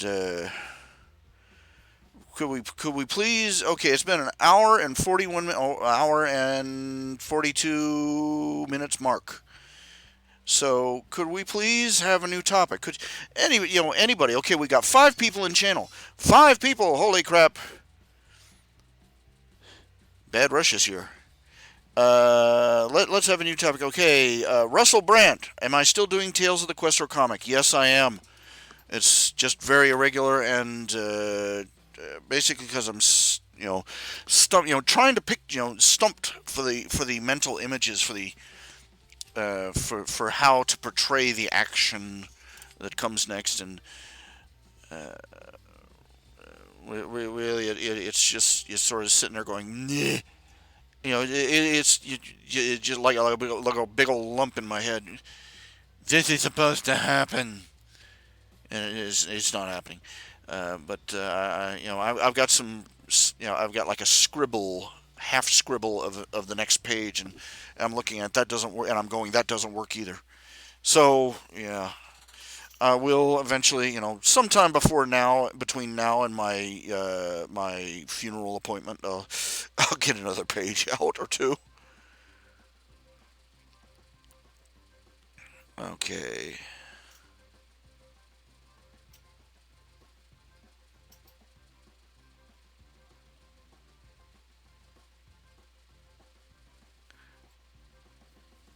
Oh, you're talking about you two? Are you talking about My Hero Academia? You've gotten to the point where you became class representative. I've been calling around. I've been asking, trying to find I have been asking after general contractors, trying to find somebody who can give me a price. You don't understand. When you talk to a general contractor, you're talking like hundreds or even thousands of dollars. I do not have hundreds of dollars. I do not even have spare tens of dollars. I currently have about $500 in the bank.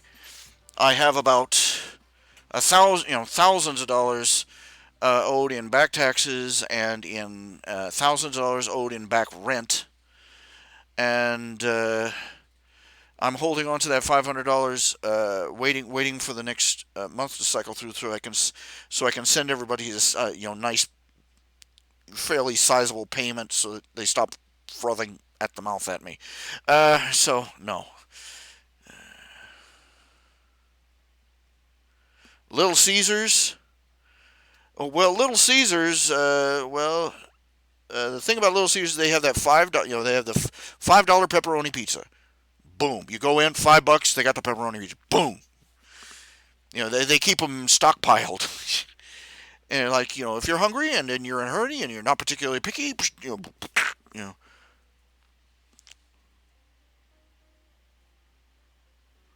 Icarus should have flown at night.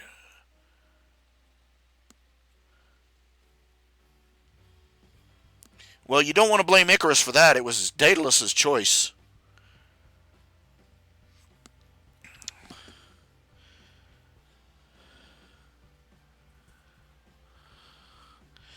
Okay, Mr. Cartoon Critic, Yellowstone Boom. Yeah.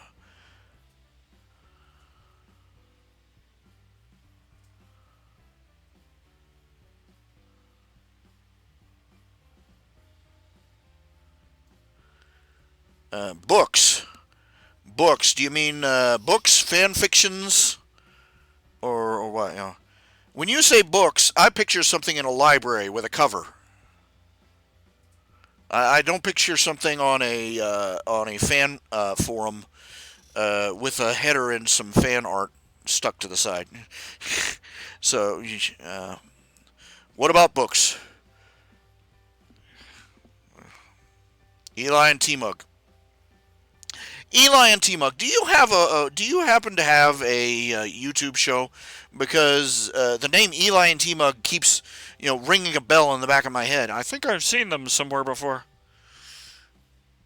Any books? Okay. Latest chapter of the most recently updated thing at the moment is Coyote. My Hero Academia Coyote. Is not a particularly plot heavy chapter, but it's a chapter. So I showed you the artwork from it the other day. So you know about that. I'm currently working. I'm sort of bouncing back and forth between chapters because I've got several My Hero Academia fan fictions, and they've all reached they all reached the sports festival at the same time. So this makes it interesting. Is I've got to make a different. I basically got to make a different sports festival for each story, just to make it, just to keep the thing interesting. And I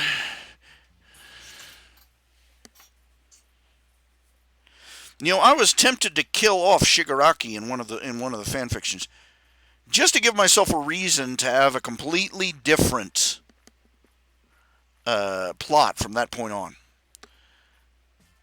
But no,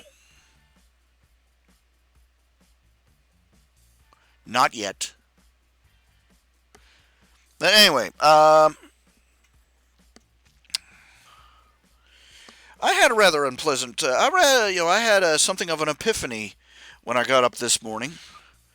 I'm just sitting there on the end of my bed trying to convince myself that it's time to stand up, and all these things. How it is in the morning. You get up, and your brain starts activating, and you start thinking about all the things that just stuff, and you're sitting there, and your brain's running through a background check while your body tries to reboot.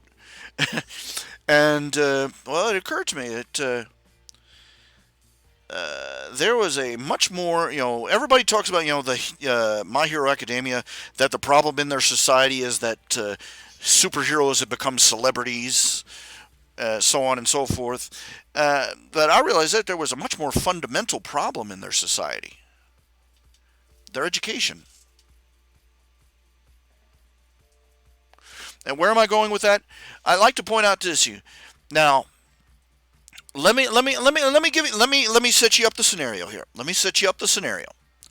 Suppose you suppose you were taking a math test. A math test. 1,000 questions. Okay? And your grade is based on how many of those questions you get right. Right? Let's say 95% and higher is an A. 85 to 95 is a B. 88, like 90 to 95 is a B. 85 to 90 is a C. Uh, 85 to 90 is a C. Uh, uh, 80 to 85 is a D, and you know, uh, 75 to 80 is an E, and they used to have E's. They took them out for some reason. And anything below 75 is a fail, right? Well, that's just generally how it works in any school, at least in America. That your grade is based on the percentage of answers you got right. Now, suppose you walked into class one day and a teacher said, "We're going to do things differently for this test. I'm only going to give out 10 A's. I've got a class of 100 students. I'm only going to give out 10 A's. And everybody else fails. The top 10 scorers are going to get 10 A's. They're each going to get an A. Everybody else fails. You would scream bloody murder, wouldn't you? You would howl, at the injustice of it, and it would really it would really be an unjust way of doing things. Not only it would really be unfair, and it would be unfair. Not only because of consequences, you could end up with. Think of it. You could have all 100 students get 95 or higher, and everybody except the last 10 kids who managed to score 97s and 98s. Everybody else would fail. Can you imagine being flunked after getting a 95% on your test? And on the flip side, if the entire class did abysmally, you could end up with two or three kids who got a legitimate passing grade, and everybody else was a moron. You'd have 10 kids that graduate, and one of them has an A, and 9 of them have D's and F's.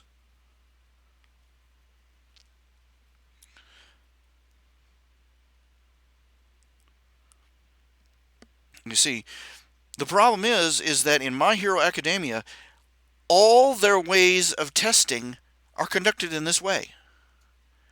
The students, the students in this hero course, the provisional licenses, the even the pro heroes, they're not evaluated against any objective standard.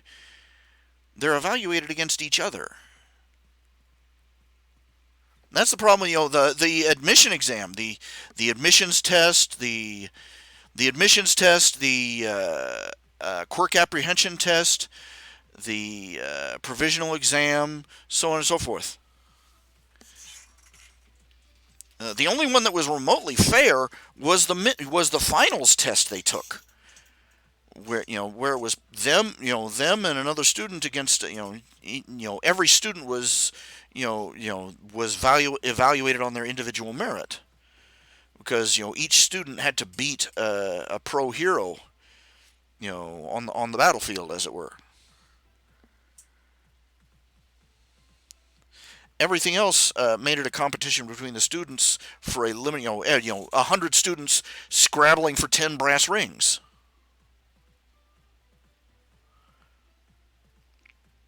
Think about it. Think about it. How inherently unfair that is.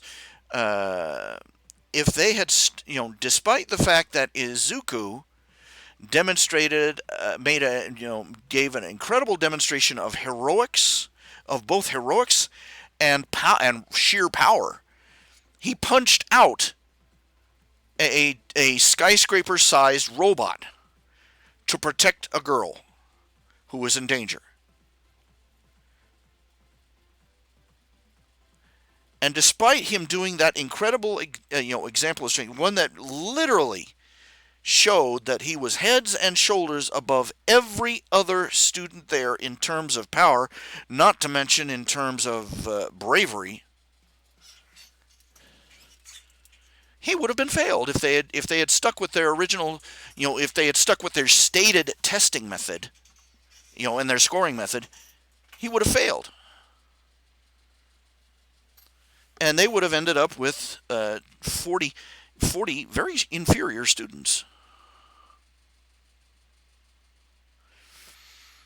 the provisional license exam. Uh, the students that enter, they are not evaluated against any objective standard. They are evaluated against, they're pitted to fight against each other. First off, in the first half of the test, they're pitted against each other in a death match for a limited number of openings. The the sports festival just carries that philosophy forward. You know they at least cover for it by calling it a sports festival, but in the end, uh, they've got three medals, and no matter how well anybody else did, instead of exemplifying heroic ideals, uh, you know those ideals are great for sports competitions, but they're terrible everywhere else. And their entire society and the entire superhero society, the entire superhero subculture runs like that in My Hero Academia. That's why Endeavor is so screwed up. Because rather than looking and say, being trained to look at himself, I have reached this pinnacle of achievement.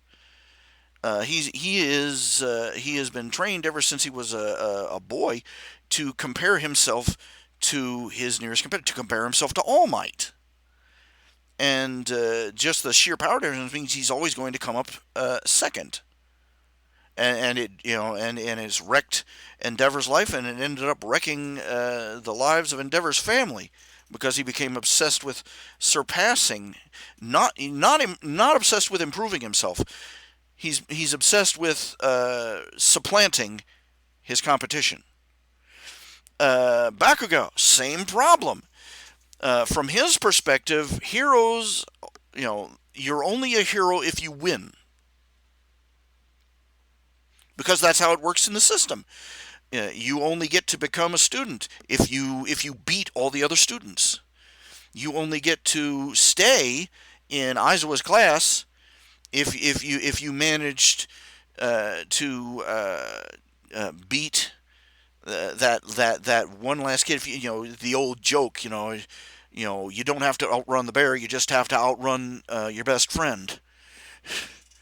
So long as you did a little bit better than one of your fellow classmates,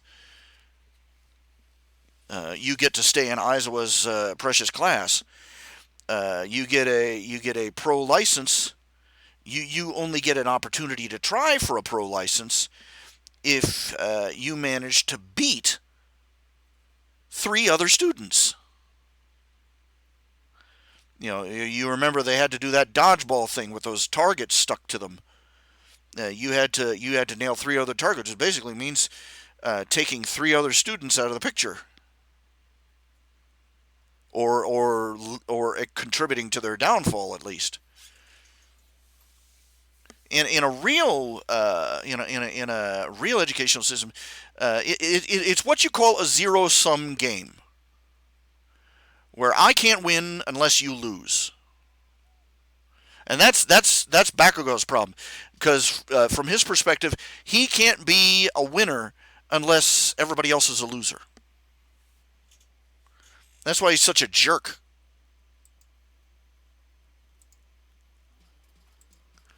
Because he can't see that both he and Izuku, could be the greatest heroes ever. If they, but no, no, the rivalry thing is it literally is carried to I think it's a Japanese thing. I really do, because they carry this rivalry. I win, you lose, to a pathological degree.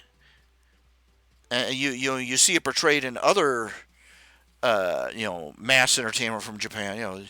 The character is always trying to be number one, which means somebody else has to be beaten down uh, you know knocked off the hill, so that you can be king. But in My Hero Academia, which is supposed to be about heroes, the idea that there can be, there's no acceptance of the idea that there can be more than one winner. In real life, most of our exchanges, most of the most successful dynamics in life, in society, are where you have a win-win situation. That's what an economic exchange is. That's when the buyer and the seller, the zero sum game is how petulant people think. It's how communists think. It's how primitive peoples think. They can't imagine that Farmer Fred and Farmer Brown can both have bumper crops at the same time. They've got to be convinced that one of them is, if this guy over here succeeds, that means somebody else over here is failing. That's not the way the world works. That's not the way society works. That's not the way economics works. That's not the way nature works. You take basic economics exchange. Farmer Brown has apples. Farmer Fred has oranges. They're able to trade. Why? And they trade apples for oranges, and they both come out ahead. Because one of them wanted oranges more than apples, and one of them wanted apples more than oranges. They exchange, and they both come out ahead. When you go in and you buy something from a store, you've gotten something that you want or need. Meanwhile, the person selling to you has gotten something from you that they need, namely money. It's a properly recognized, properly viewed. It's a win-win situation.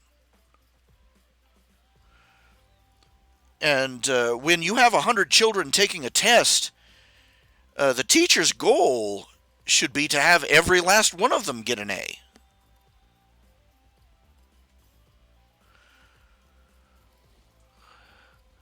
But most of the competition, most of the education and training in My Hero Academia is set up so that if you win, somebody else had to lose. That's one of the things that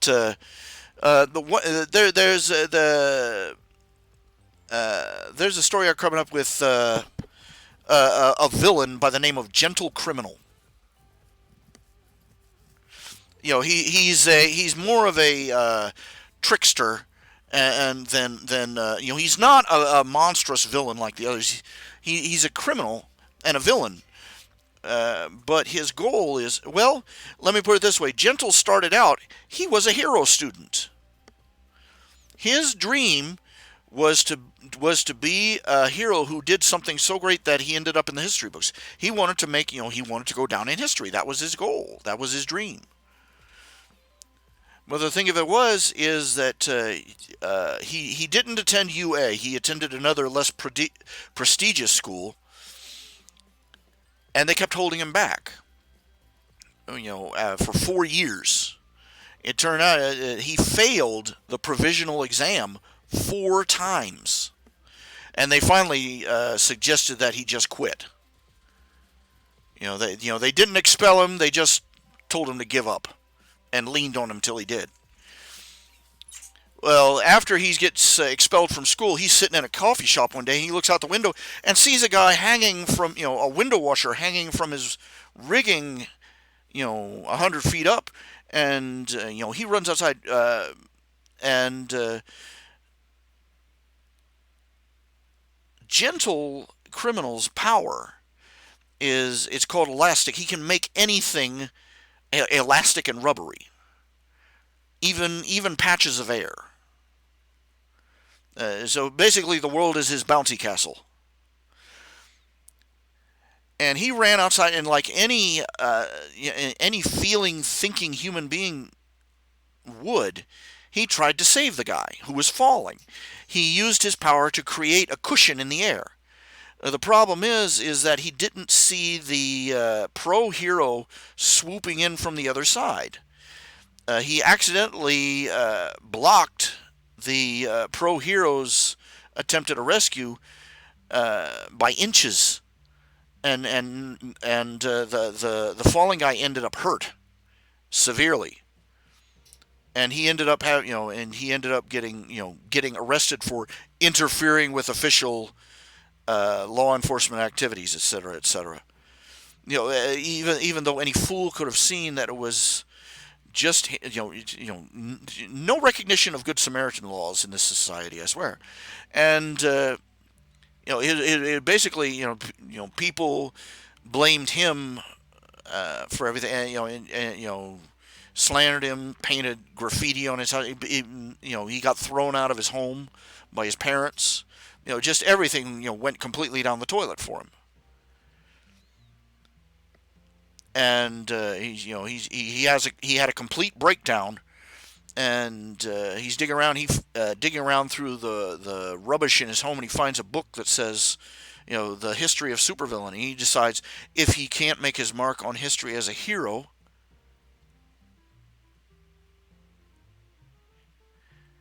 he'll do it as a villain. And the thing that really crushed him is that he's ended up he can't even get a job as a salaryman.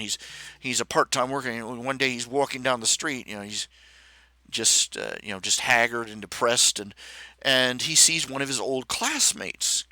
His old classmate is a pro hero, and not only that, he's having a grand opening of his uh, what do they call him, the hero business, whatever they call it. And he comes out, oh, this is great. You're a pro hero already, and you're already starting your own office and everything, and you've got side, you know. And the guy looks at him. The hero looks at him and says, "Do I know you? I'm sorry, I don't recognize you." And that just destroys him. There, not only is he, not even his classmate recognizes him. He's been forgotten by everyone. And so he decides, if he can if the world isn't going to let him make a mark as a hero, he's going to make his mark as a villain. And he starts doing well. Basically, he's a social conscientious criminal. He commits crime. He's commits crimes to try and draw attention to political issues and things like that. He hate. But the thing of it is that and he teams up with a teenage hacker by the name of La Brava. That's her code name, La Brava, and they work together. And his goal is to commit a crime so spectacular that it goes down in the history books. The thing of it is that Gentle basically got screwed over by the system, like I'm describing. You see, because Gentle, one of the things he hates using force and violence. He hates using violence.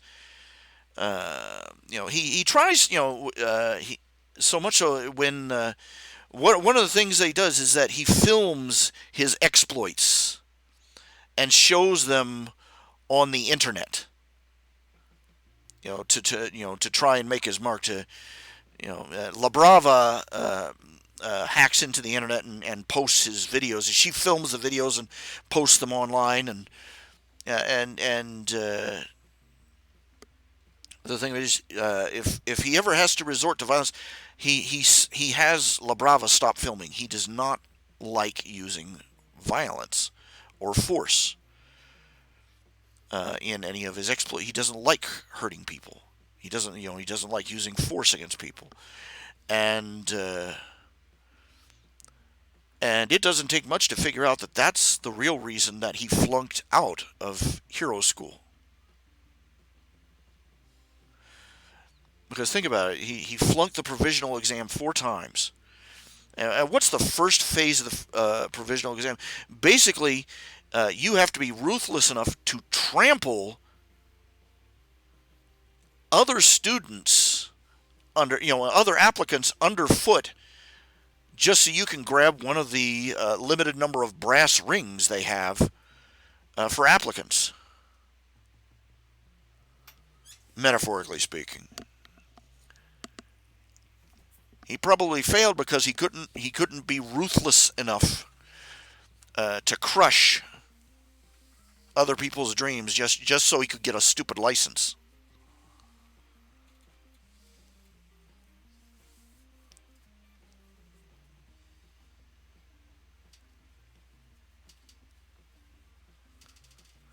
Okay, Eli and T Mug, where is your channel? They have a channel. Ah!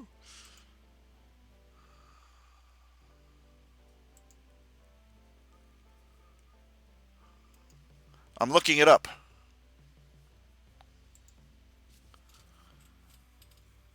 I'm looking for it. I'm looking at. Is it spelled the same way? ELY?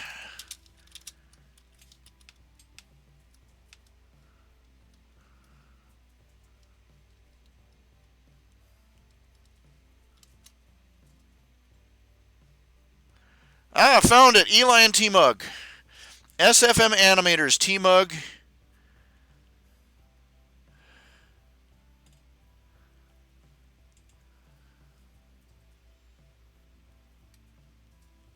Happy birthday, Liam, Eli, and T Mug. Let's see here.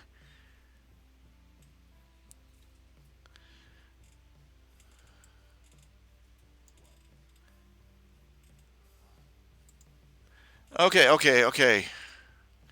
Let's see. Okay, let's open this up. I'm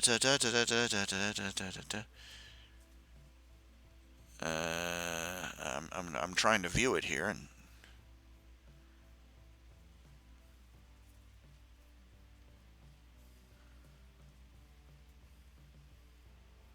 okay, let me turn off the music. Turn it off completely. Okay, I'm trying to get it. I'm trying to. Okay, let's see, and we turn off plane 9. Window capture. Ta-da! And this is Eli and T-Mug's real names. If I can get it started.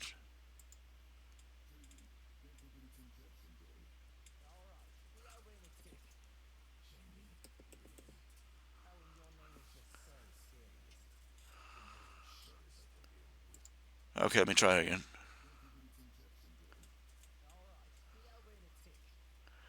The video keeps jamming here. Let me turn off a few of these. Shut down a few of these windows. Maybe that'll help. I think I'll turn off. Let me turn off plane 9. That's the problem here. Here we go.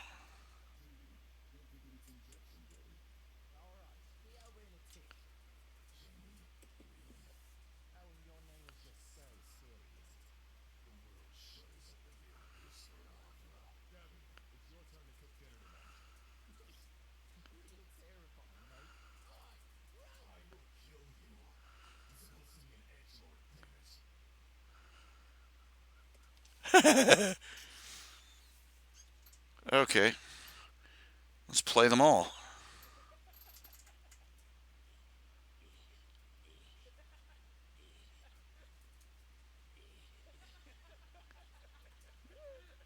I have no idea what that was about.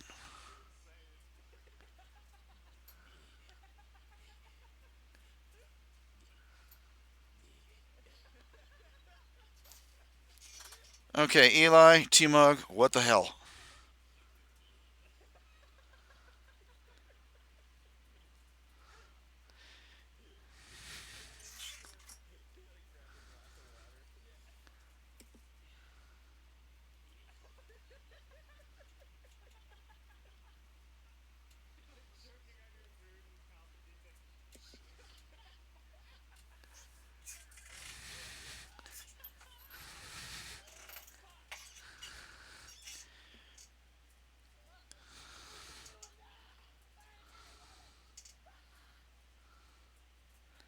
Okay.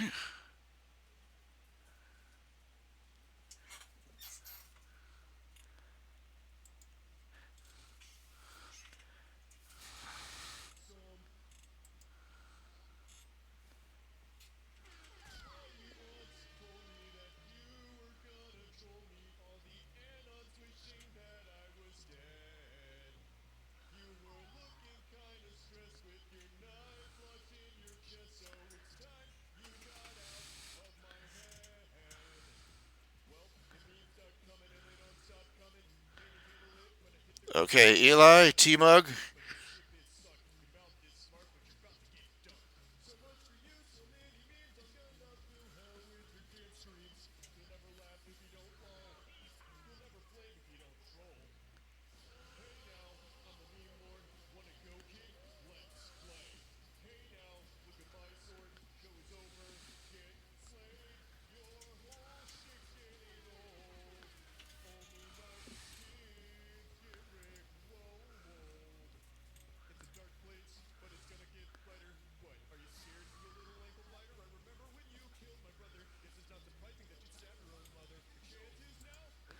Okay, let's moving on.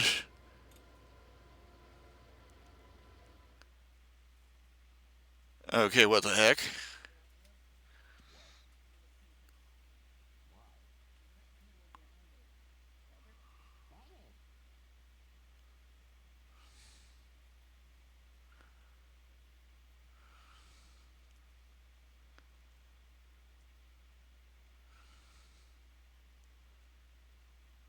Okay, okay. Most of these is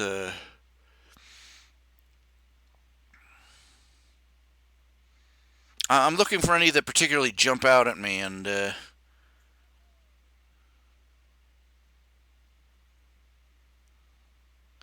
just looking through the list, just looking through the list, just looking through the list.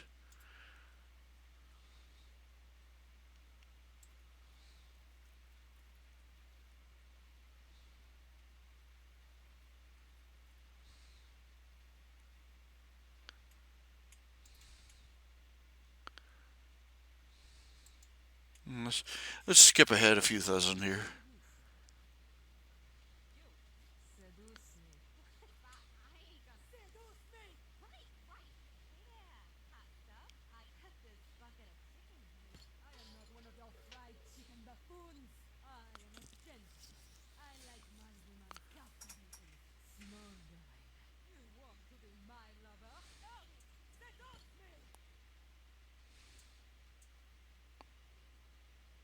Strange.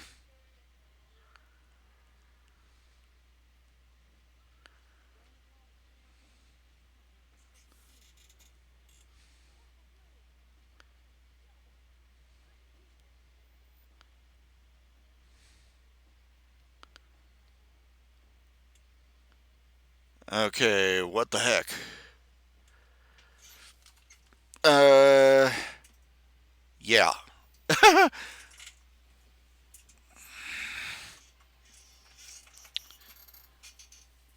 Well, Eli, T-Mug, I will say your work is unique. Okay. I will say nothing else. You can't make me. Okay. Let's see. So, nobody expects a, you know,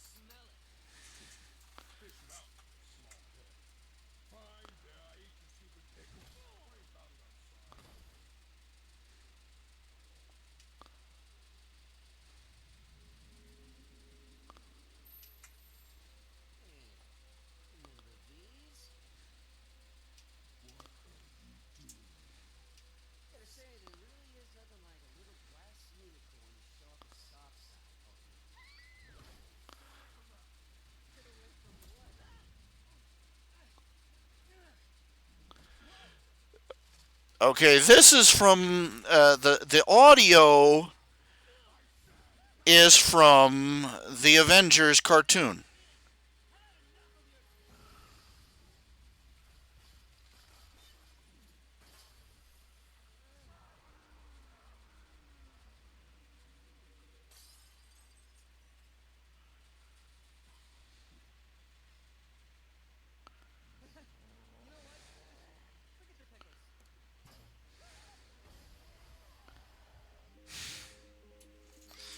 Yep. It took me a minute to recognize it, but yep, there it is. Okay. Okay, we get an idea. We got a. Stop that. Stop that, computer. Stop that.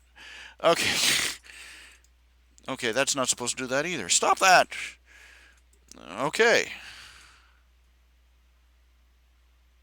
It's not glitching. It's not producing. It's not producing sound.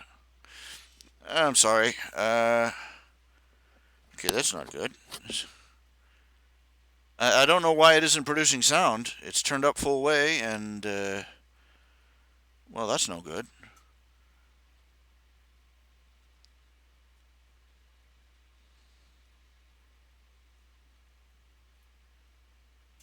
I don't know what to say, my man. Uh, okay, fudge.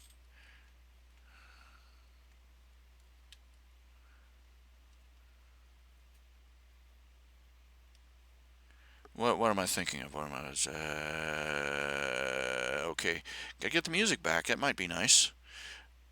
I lost the music. I can't find the music.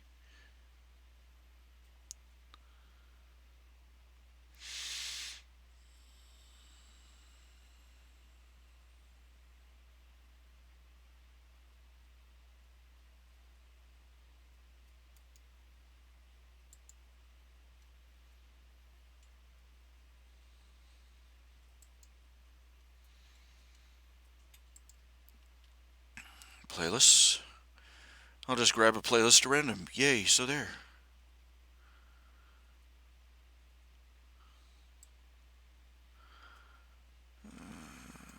Dance and electronic music. Let's play that. 618 songs. It should have some variety for a change.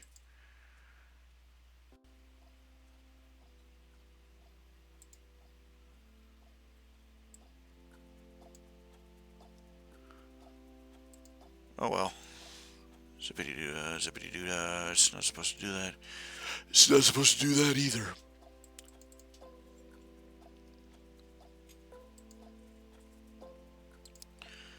Okay, turning it back on. Windmills! Windmills! Ah, there are windmills. The windmills are attacking. Somebody get Don Quixote.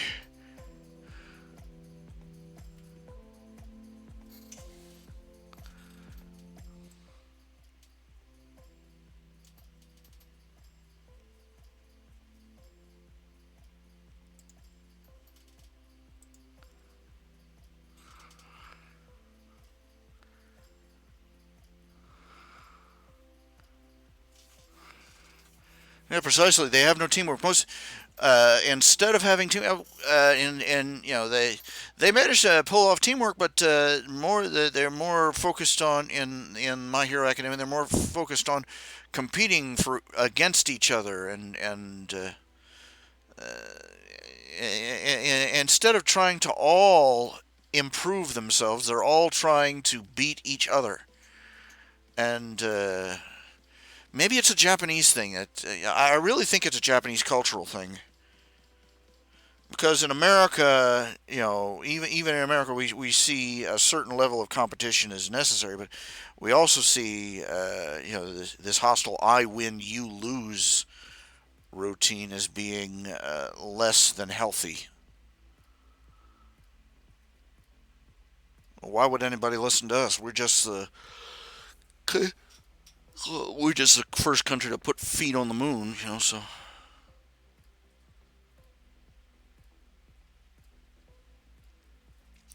uh, no, nobody wants to succeed. They want, nobody wants to succeed. They want everybody else to fail.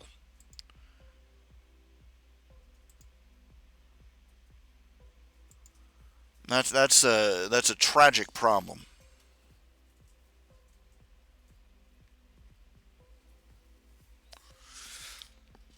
I live on the edge. I'm dependent on other people being successful before I can be successful. That's one of the things I've realized. You see, because if nobody else is successful, then that means, first of all, if nobody else is successful, first of all, there's nobody to buy my stuff. If my competitors are unsuccessful, that means that there's no market for me either.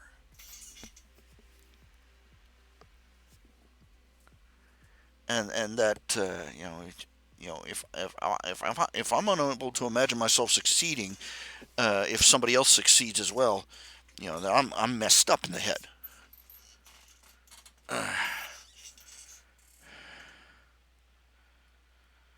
Oh my.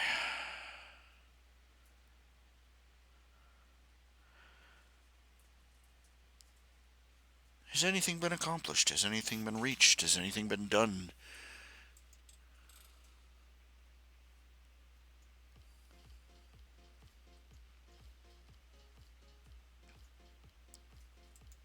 Uh, when, it's really weird as the fact that I was talking about this earlier. Is that even though I have been a shut-in for years now, even though I've been a shut-in for years, uh, this coronavirus quarantine, I'm starting to get pick up the vibe off the. I'm starting to get cabin fever thanks to the coronavirus because everybody is under quarantine. It's a difference between I don't know. It's not just the idea that I'm under quarantine. It's the idea that that uh, everybody else is shut down too, and that freaks me out more because I feel more isolated. Let's put it this way: I feel more isolated than I did before the whole Wuhan virus thing started. Even though my personal circumstances have not really changed at all. Heck, I've got more toilet paper now than I did before the thing started. You know, that's one of the things. My parents dropped off some TP for me. They dropped off some TP and they dropped off some paper towels too that they'd cut in half. They managed to grab a few spare rolls around the house and around the church, brought them over, dropped them off on the way to and then they discovered Walmart was open and had TP for sale, and they bought me some Cottonelle, baby soft, gourmet toilet paper. Okay, gourmet is probably really the really wrong word for that. Now, I want to make one thing clear. I vent a lot about the troubles I've had with my parents in the past and with my family and everything. But you got to understand, I want to make one thing clear. My parents are genuinely good people, and they did their and they did their absolute best to be good parents and to raise me and my sister right. And it's just like everybody else. There's always some lumps in the gravy. No matter who you are.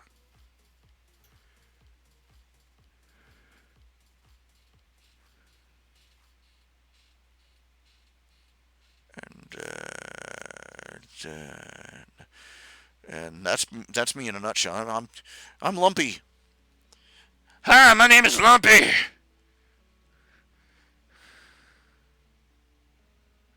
I'm from the gravy family. I remember in the 1960s there was a musician called Wavy Gravy. Hippie political activist. He tried to make a comeback during the Gulf War. Nothing heard of him since. If he was Wavy Gravy, I was Lumpy Gravy.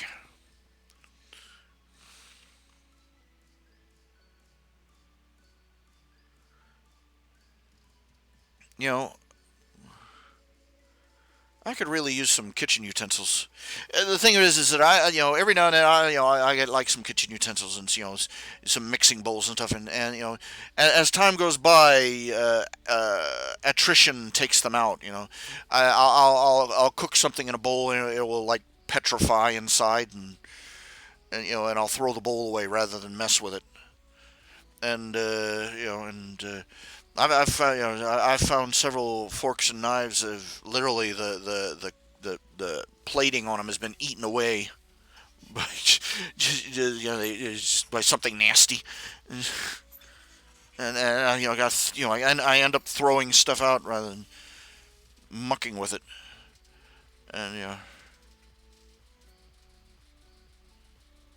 and I have to go out and I have to mail order some new. I need a little bit of everything. I need to get myself some knives and forks. I need to get I do not have any actual plates.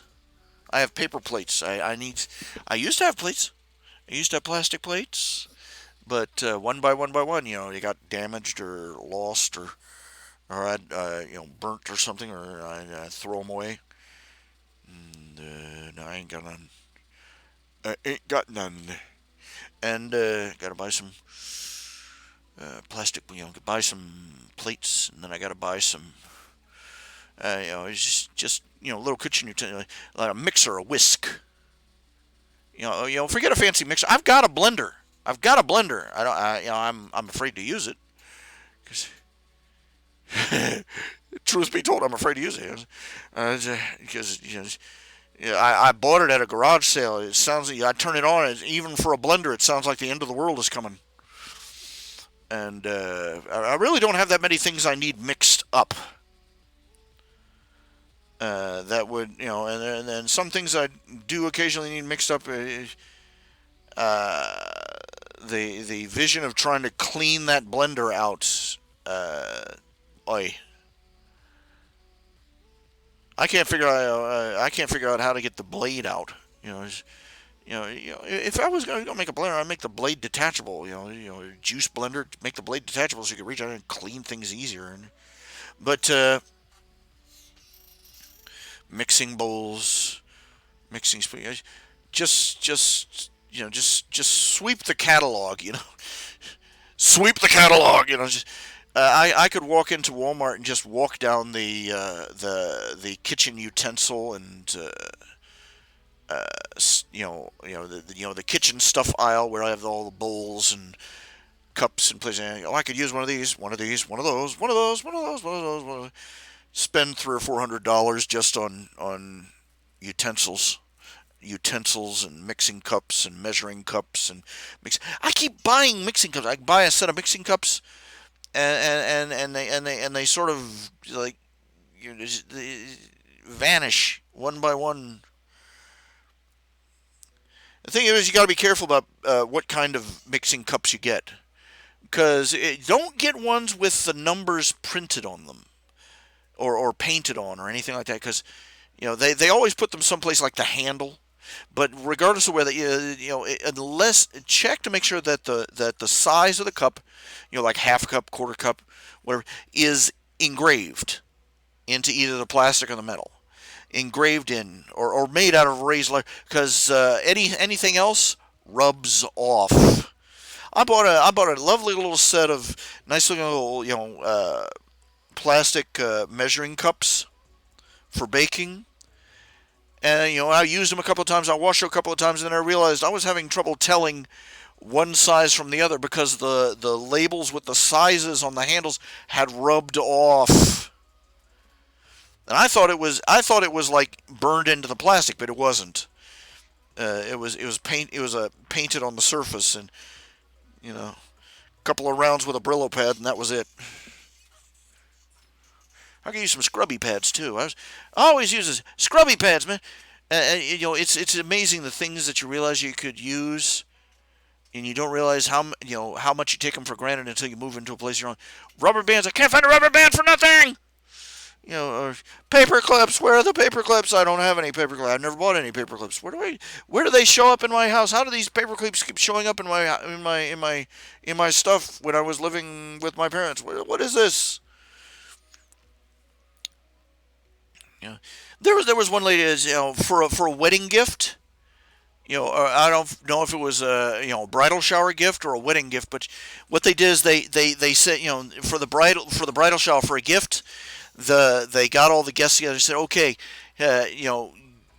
go through your your stuff drawer. The drawer that everybody dumps stuff in, bring stuff in, and they gave the bride to be a package of like a box of band-aids and some paper clips and some safety pins and some regular pins and some sewing needles and some rubber bands and some and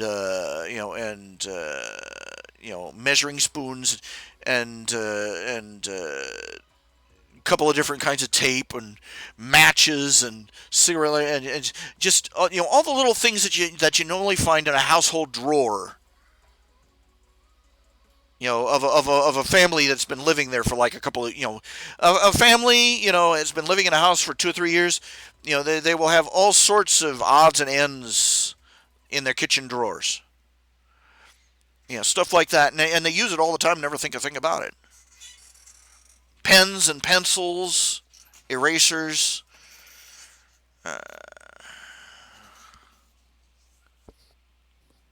refrigerator magnets.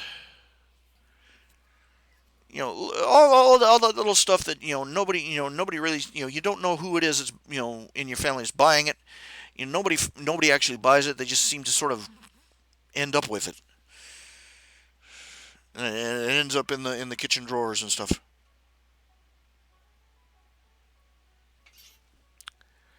But every single house needs it. If you move into a new, you're newlywed, you moved into a new, you just moved into your apartment or your flat or whatever, or your little rented house, and you realize you haven't got any of this crap. You haven't got a pen.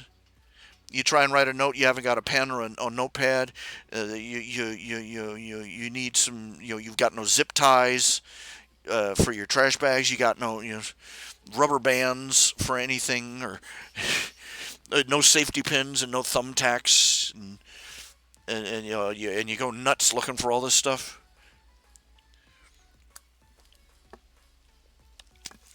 Uh, and I thought that was always thought that was a clever thing to do.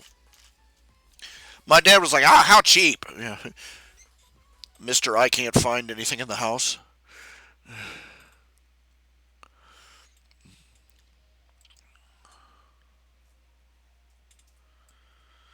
My mom likes to joke that he 2 years after we moved out, we both my sister and I had moved out of their house. It kept blaming Dad kept blaming me or Debbie for his tools being missing. He'd do his walk around, he'd repair something, leave the tool sitting there, and then he'd forget where he left it. And it was always our fault. Quit moving my tools. Okay.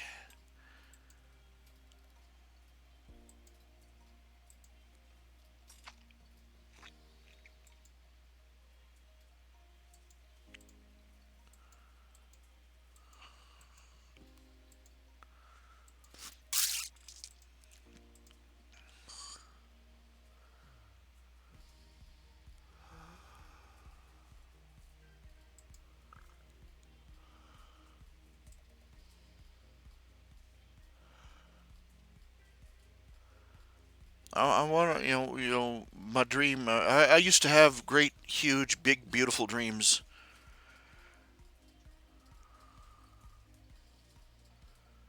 Nowadays, my about the only dream I have left is that everything will be, I'll finally have my house cleaned up and everything straightened up and all my bills sorted out and everything, uh, in its place and everything properly done before I die.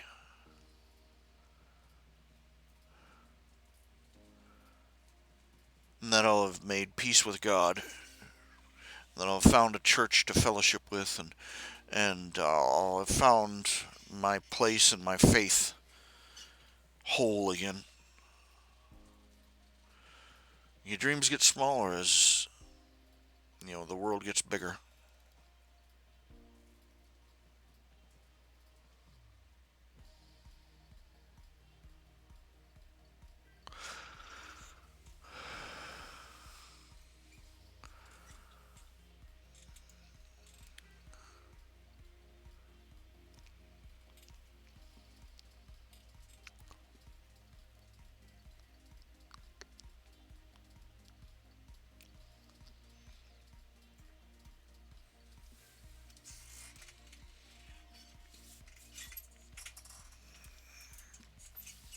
someday.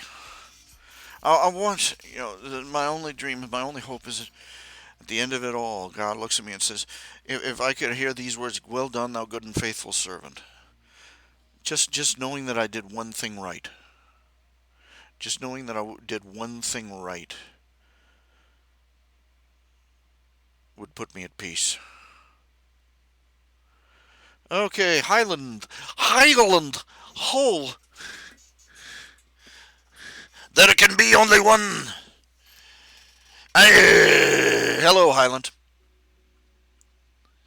Here we are, born to be kings. We're the princes of the universe. Okay, you were expecting, forget it. Freddie Mercury, I am not. How you doing?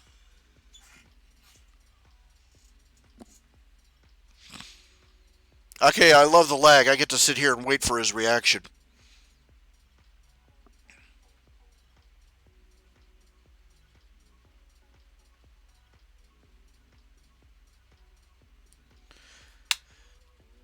I don't know how much this is turned from another. This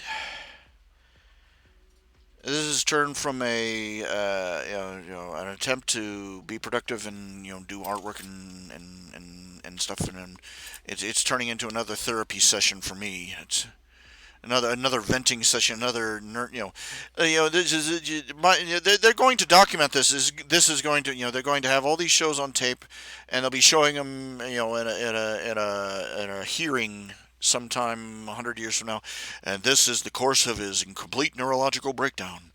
But I have no idea. Let's see. How laggy is it? Uh,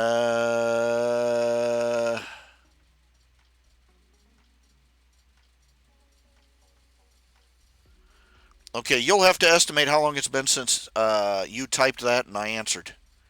So it's laggy enough.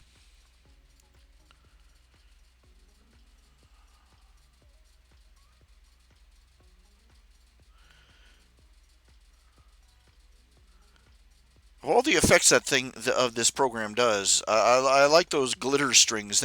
They remind me of nerd ropes, and I loved nerd ropes. I've only had them like a couple of times in my life, and I loved them. Chewy, crunchy candy on the outside, crunchy little candy bits on the outside, and chewy licorice-like rope on the inside. It was yummy, crunchy. I wonder if I can. I wonder if I can mail order some nerd ropes. I can get just about any stupid thing in the world from Amazon.com. You try and look up new toilet paper, and it's like, we'll be able to deliver by April 19th. I don't think I can hold it that long. I'm good in the toilet paper department anyway.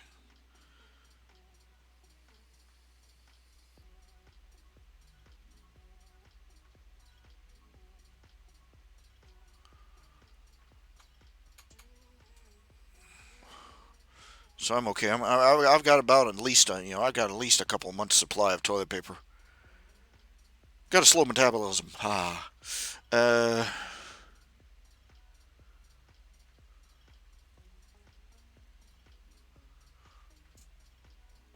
I'm sitting here. I'm trying to calculate a reason. I'm trying to reason out what sort of businesses are going to be able to bounce back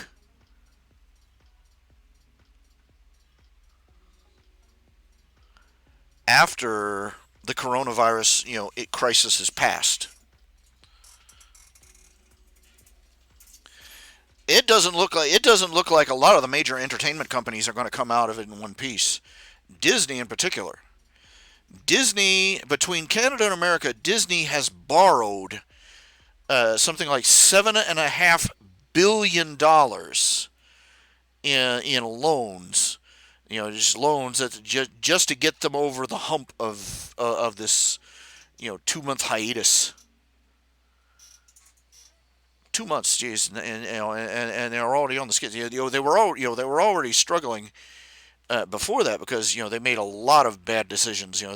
They overreached. They bought up Marvel, they bought up Star Wars, and they bought up a bunch of other companies that have nothing to do with entertainment at all. And they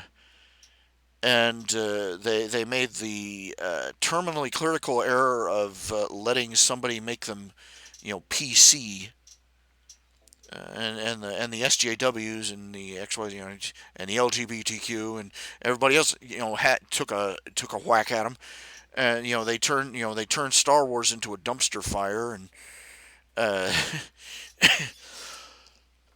Marvel Comics was already on the skids. The Marvel movies did okay, but they're already warming up to take the next phase of Marvel movies in the same directions they took the comics. Again, dumpster fire. And so Disney was already in trouble, but then this coronavirus comes up, and now all their cruise ships are shut down, all their amusement parks are shut down, all their hotels are shut down, and Disney Plus on cable is dying a slow death, and they're in trouble, and it, and they're not really doing right by their customers or their employees. They're sitting around there. They're trying to play silent, even though the workers are panicking. Like, "Oh, do we have work after the 25th? Come on, talk to us. You know, because they're afraid if they say anything, it'll start a run on the bank or something. Uh, so I'm thinking a lot of uh, I think brick and mortar businesses that you know companies that do not companies that rely on people coming to them in mobs are going to be hurting. They're going to be sucked in the teeth. They're the ones that are going to get it worst and first. Companies that compensate by resorting to door-to-door delivery. They accommodate by doing door-to-door delivery. Those are the companies that are going to bounce back best. That's my first ballpark guess. That's my first approximate guess as to what businesses are going to revive from this quarantine. Because of all the stores in my area, only I've said this before, the only grocery store in my area that delivers is Warren's IGA. God bless them, and long may they wave. And they were looking like they weren't going to be able to deliver this week because they got swamped. People coming into the store, just piling into the store, panic buying and crap. But they managed to pull it off, and they managed to do me a delivery of a few things to get me through a couple of weeks. So God bless them, Godspeed. And but they are the only business in this area. They're the only grocery store in this area that even thinks of doing delivery. And they're going to be able to sustain their business even while the other companies are having to sit in empty stores. Companies that provide digital services, or any business that can run without face-to-face contact, that's going to more or less maybe be okay. Of course, there's going to be some rebound effect. When the big boys fall down, the ground shakes for everyone. You know what I'm saying? There's an old African saying: "When elephants fight, the grass suffers." And well, when elephants fall over dead, the grass doesn't do too much better either. Now, uh,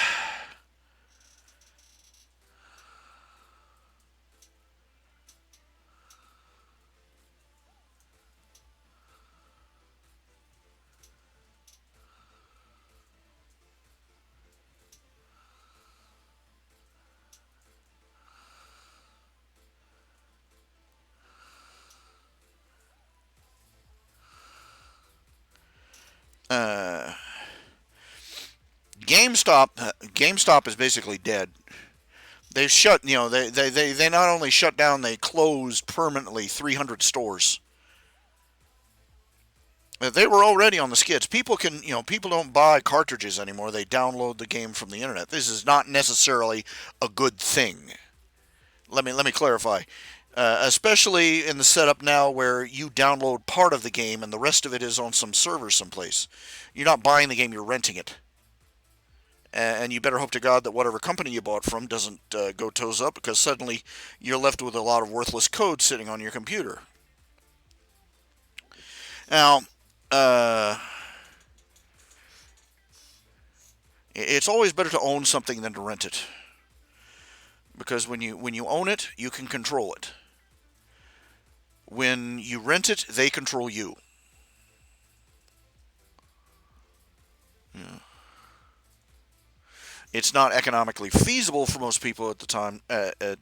Most times it's a matter of economic necessity as to why people rent so many things. But anyway, in the end, a lot of businesses and a lot of companies are going to drastically change how they do business. If this goes on long enough, and it has enough knock-on effects, people will change. People are already leery of gathering together. It's ridiculous. It's bloody freaking ridiculous. But there you have it. People, irrational whether the public's behavior is irrational or not, a company has to adjust for it accordingly. You can't get away with ignoring it. You can't get away with downplaying it. You can't get away with just saying, your behavior is irrational. We're not going to change ours. That won't help you. If you're a business and the people outside and the people who patronage your business are acting crazy, you're going to have to cope with the crazy. If you don't cope with the crazy, you don't have customers. A lot of the businesses that relied on at the last second delivery, this is the reason that we keep running out of toilet paper in the stores, is because the day by day delivery system that we have, where trucks are constantly coming in and dropping off just enough for the store to get by for the next couple of days, was not built to accommodate this kind of behavior. Sudden surges or dips in demand, put the supply chain all out of whack. So they're going. I think that a lot of company. My guess is that a lot of companies are going to start enlarging their capacity to store things on site. Companies who have enough, back warehouse space are going to do more or less okay. Companies that have relied on getting everything, barely the day they need it, they're not going to do so hot, because people will get frustrated with going to them finding the shelves empty. Nobody goes to McDonald's for ice cream for the same reason, you know what I'm saying?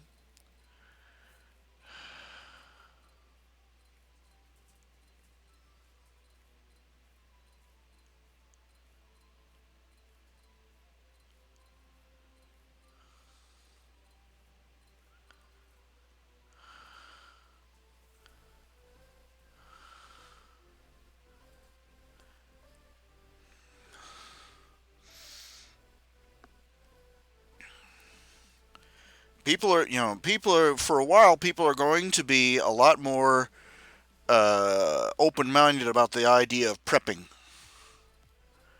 You're going to see just like you said, there is a massive upswing in the purchase of firearms since this whole mess started. There's going to be an upswing in the number of companies that offer, to sell stuff in weekly or monthly or annual quantities, and more people are going to take them up on it. I know of one company. They sell freeze dried stuff, and they sell basically a pallet of food, basically prepped and stored and freeze dried and canned and all that other stuff.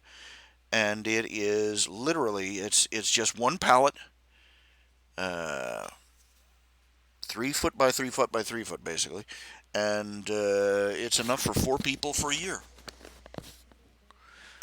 Things like that are going to, people are going to start, more people are going to start buying things in bulk than ever before. Costco, for all the fact that they keep running out of shit during this mess, Costco is going to be more popular than ever, as is Sam's Club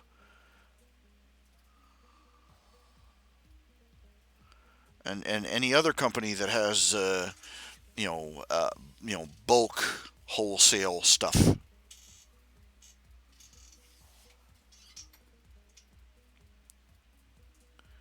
I don't know how restaurants are going to cope with this. If this goes on long enough, if the coronavirus crisis goes on long enough, uh, people are going to start, being a lot less social. They're going to demand a lot more space and a lot more privacy.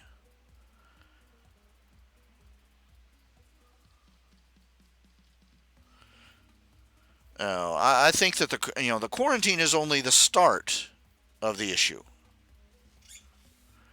Quarantine is only the start of the issue. You've got to realize that there's more than likely, after the quarantine stops, there's going to be a relapse. More than likely, where another, the coronavirus suddenly makes it back. It looks like it's making a comeback, or there's a new strain that pops up, and everybody just and then they'll seriously freak, and and people are going to be concerned. They're going to be worried about the next virus.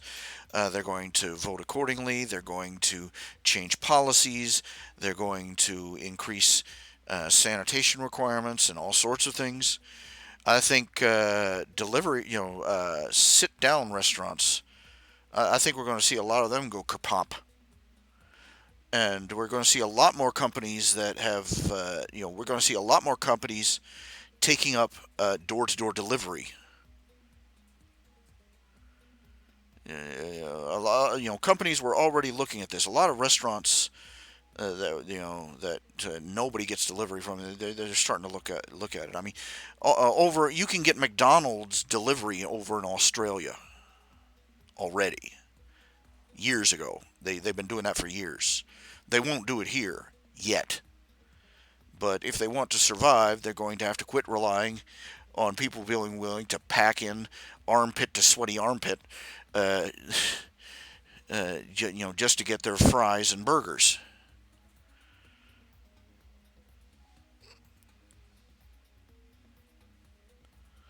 Sit down, sit in. I think this is going to be the death knell of those playgrounds, those McDonald Land playgrounds too. Yeah, they're going to take one look at that ball pit and say, "Heck no, you're not going into that germ factory." No, unless somebody comes up with a way. If let's now, what I think somebody is going to make a good bit of money on, what they could make a good bit of money off of, is if they designed a McDonald Land playland or a playground setup like that, and they designed it with a sanitization system. Like I don't know, they rig it up so that you turn on a spigot and it sprays down the interior with sanitizer. Just a thought. Or maybe ultraviolet lights or something to kill germs or something like that.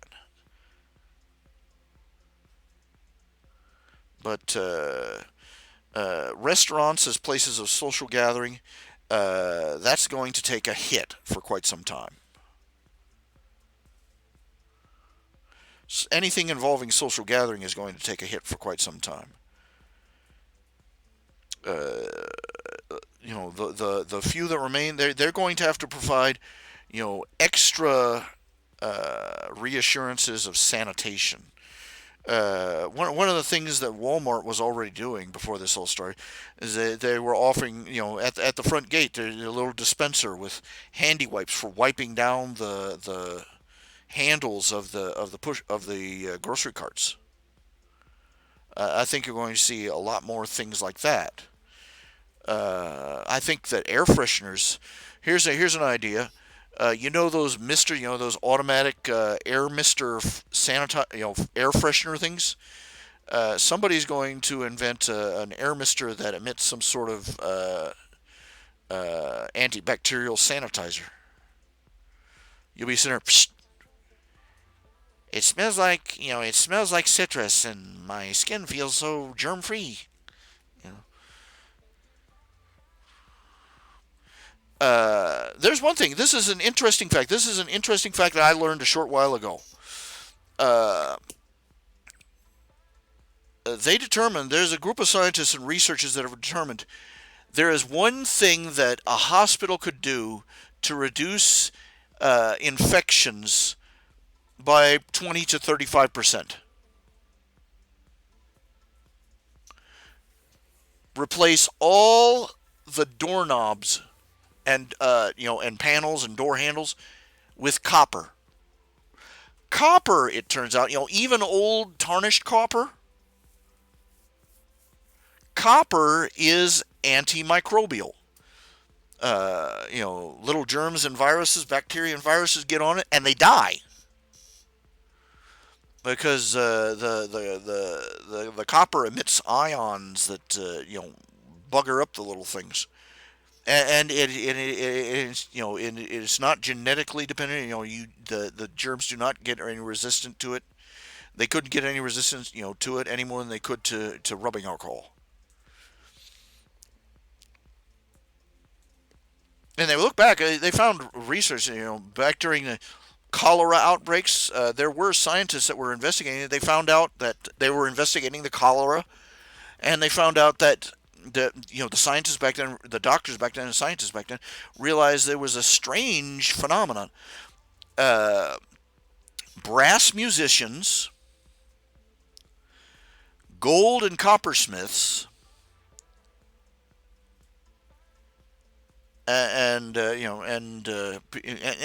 anybody that worked with copper tended, none of the, it was, the first thing they noticed is the doctor noticed that there was a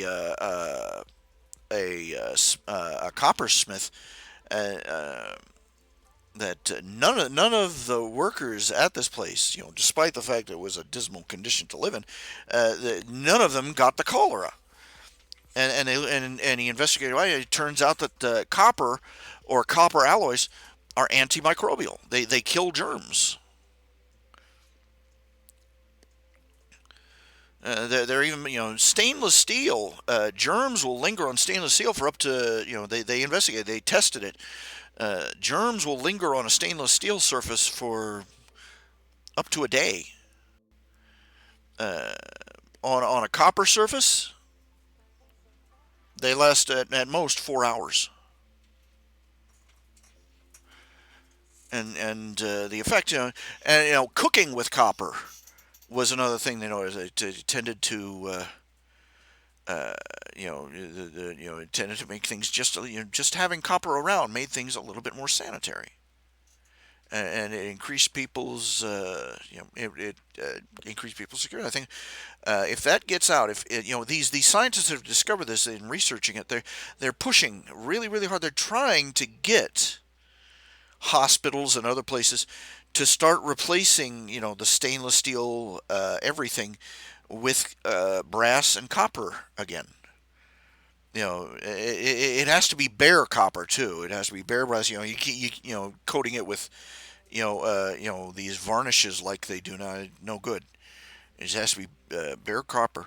Replace the spigots on the sinks with copper piping. Put the replace the push panels on doors with copper panels. Um, so on and so forth. Just changing the doorknobs would reduce the number of infections by 35%, they estimate. You know that thing where people are running around wearing copper bracelets that are supposed to, realign their chakras and improve their health? Well, guess what? There's something to it. By having a copper bracelet on, they're constantly touching it with their hands, sanitizing their fingers and hands passively. So yeah, it does turn out that copper is healthy for you. Is that not nifty?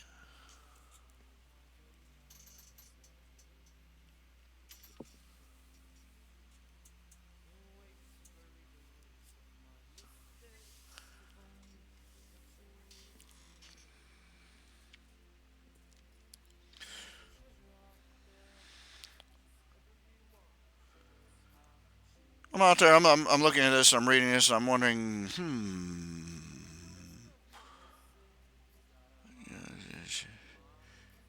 I wonder where I could get some copper doorknobs.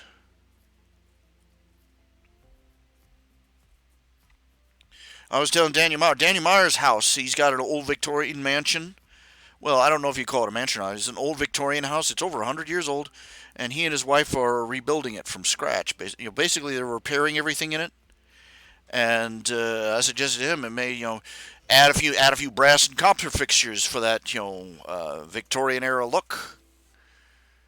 Help with germs too.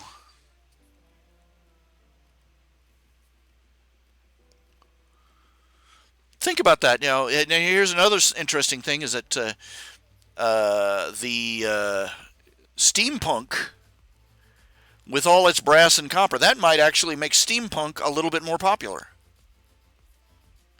The Victorian era, brass and copper fittings, and uh, you know that would be. I think that would be cool if steampunk as a aesthetic became popular because it was, surprise, more sanitary. People think of stainless steel as being clean, and surprise, it's not.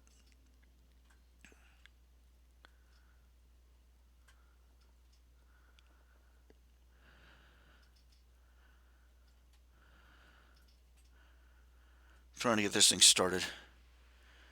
I got a electric heater here. If it's I like my house. I would like my room to be a little bit warm, a little bit twisty warm, and but my heater doesn't. It's got a built-in thermostat, and getting it to stay on when the air in the room is warm is a bit tricky. Uh,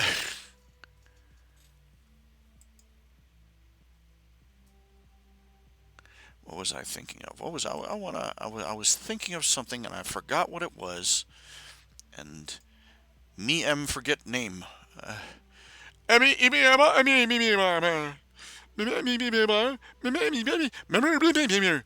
Okay, while I'm here, I'm going to go ahead and say it. Okay, for those of you who would, if you'd like to help support us, if you'd like to help support me, keep me stockpiled in graham crackers and toilet paper. Uh, I have, I take commissions. You go to www.rhjunior.com. It's right there in the window. You see it on the lower right hand side, www.rhjunior.com. You can go to my website, and there's buttons there. You go to the button that says commissions. It says commissions. You click on the word commissions, and it'll take you to a page where you can order, whatever kind of drawing you want. Number of characters, black and white or color, so on and so forth. Or even a commission where your character appears in the comic strip. I've got one that I've got to do. I've got one. I believe I've got two that still have to be done. One of them is supposed to be in Quentin Space Ranger, and one of them is supposed to be in Tales of the Quester. I'm not sure, but you can appear in the show. You can appear in the comic. Is that not exciting? I also have a Patreon at www.patreon.com/rhjunior.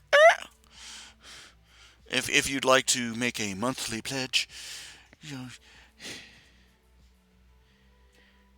for just 25 cents a day, this poor young man can play video games like a happy child. No, I don't know.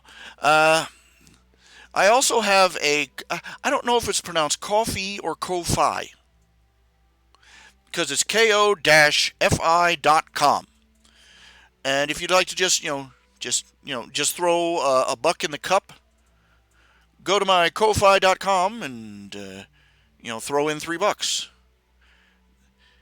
And that buys, three. They've got it set up for it's $3 for a cup of coffee, and I'm like, yeah, Starbucks monkeys, Starbucks monkeys. $3 for a cup of coffee. But anyway, go to ko-fi.com and throw something in the hat. Or I also have a PayPal on my homepage. I have many, many nets set out to catch the fish. And the fish are teeny tiny and I cannot find them all. But, there you go.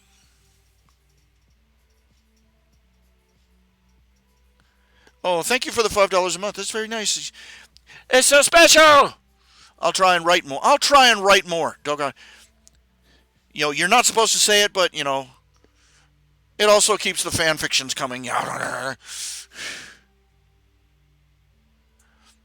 Darth Vulcan. I've got I've got the first few chapters of the next chapter of Darth Vulcan. I've got a lot of little pieces of everything floating around. So yeah.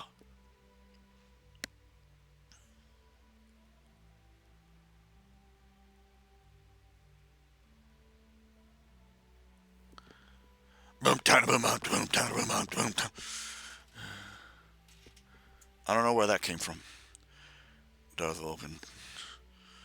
I haven't got all the chapters plotted out, in my head, all the way to the end of Darth Vulcan, but I do have, the general denouement and the final, breakdown. I'm hoping that the ending pleases and surprises everyone.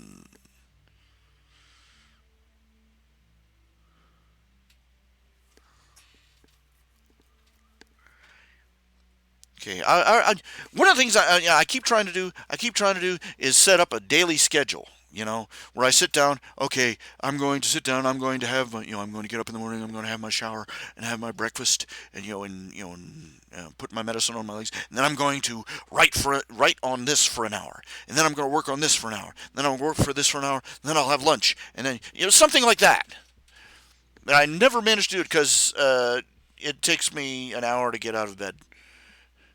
No, I'm serious. I sit up and I wake up and I realize, okay, it's morning. I'm tired, but I'm not going to sleep. I can feel that. Okay, maybe we should sit up.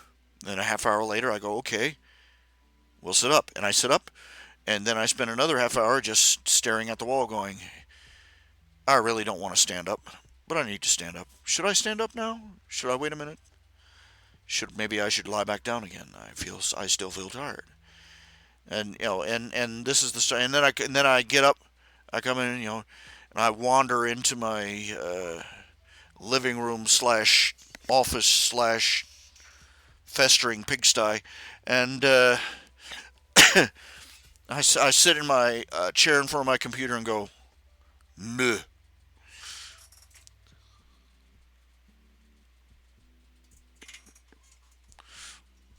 Oh, mi butt. Oh, Mitoshi. Ah, Mitoshi. I really did not know. I really did not need to know what fanny means in England. In America, for those who don't know, a fanny, is a butt, is a rump, is a tushy. It means something else entirely in Great Britain. You do not wear fanny packs in that culture. Oh, no, you don't. I don't know where that came from. It just came out of nowhere and just sideswiped me. Ha! Shocker. By the way, this is a spoiler from the My Hero Academia manga.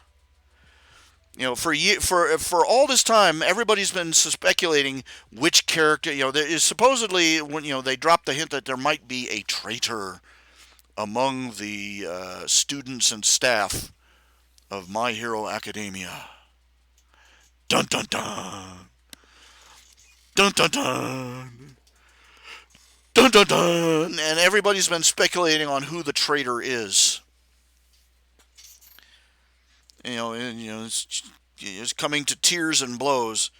It's gonna be Uraraka. No, she isn't, you bastard. And in the manga, which is obviously way ahead of the anime, the manga, it's revealed that it's a pro hero by the name of Hawks. And and apparently he got French fried in the latest issue when one of the villains roasted him. He turned out to be apparently he was some sort of double agent, or maybe even a triple agent. But they done did him in. Uh,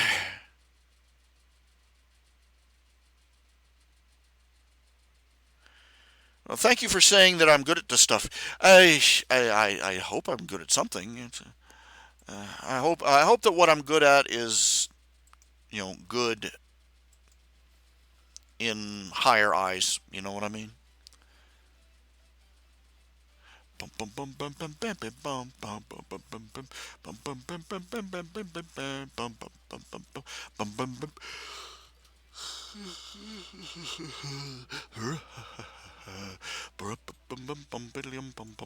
Sinead O'Connor is still kicking.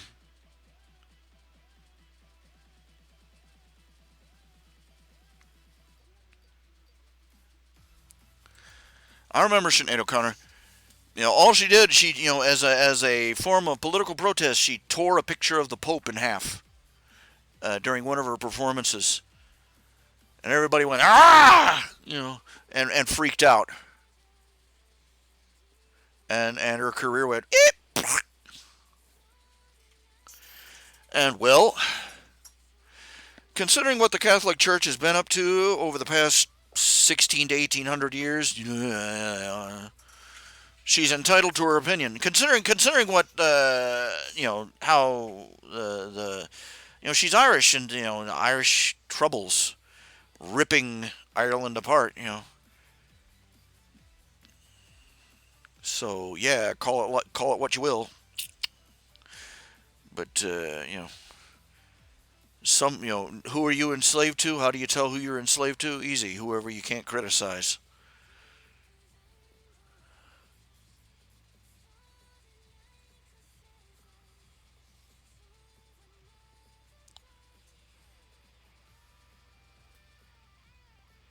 And if she just waited a few decades, man, have you ever if you've ever seen Hellsing abridged,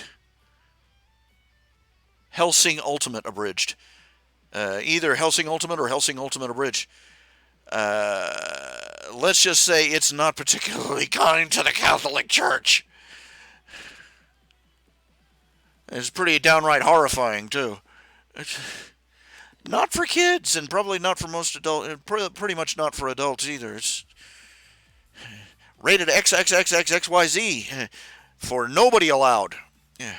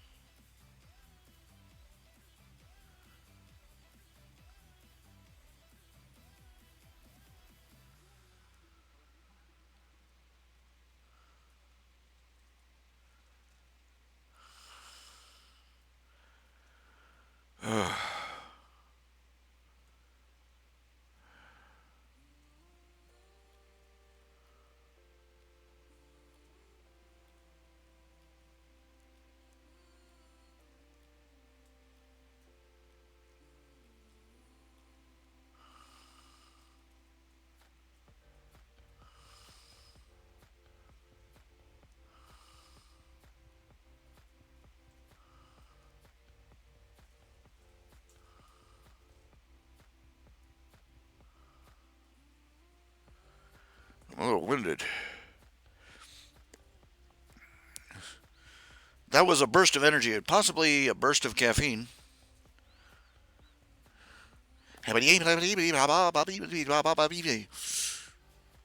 Once it goes, once it runs out, it runs out. You know.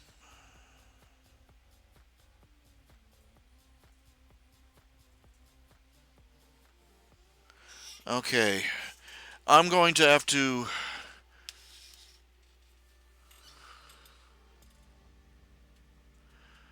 Okay. Let's see here. It has been. It has been. What is this? What is this? Okay. I don't know what I'm doing. I'm like a dog at a keyboard. Uh.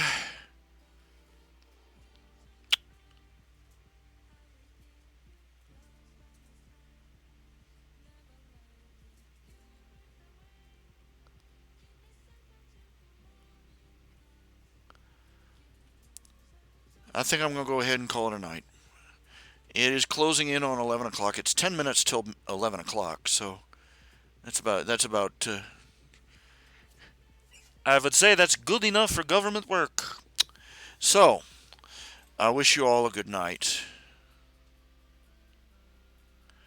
Thank you for being here. Thank you for sticking around and listen when I'm going through my plex. I don't, my plex fits. Don't know if I'll be running one tomorrow. I really need to. I really need to just chain myself to the keyboard and to the drawing pad, and not stop until I've completed a dozen somethings. Just to get myself squared away.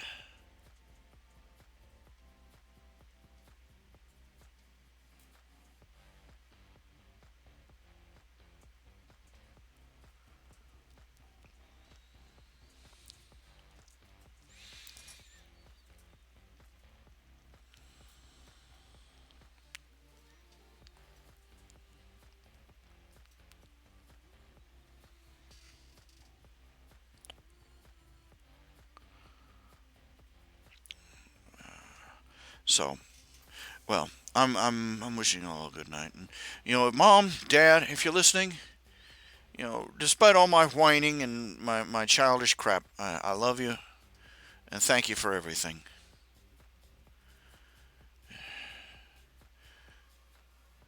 We may not have agreed about everything, and probably not most everything, but that's just how it works, I suppose, between kids and parents.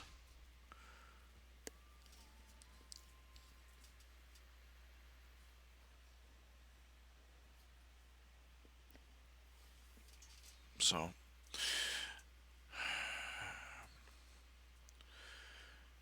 to my fellow Christians, I love you and I miss you, and I wish I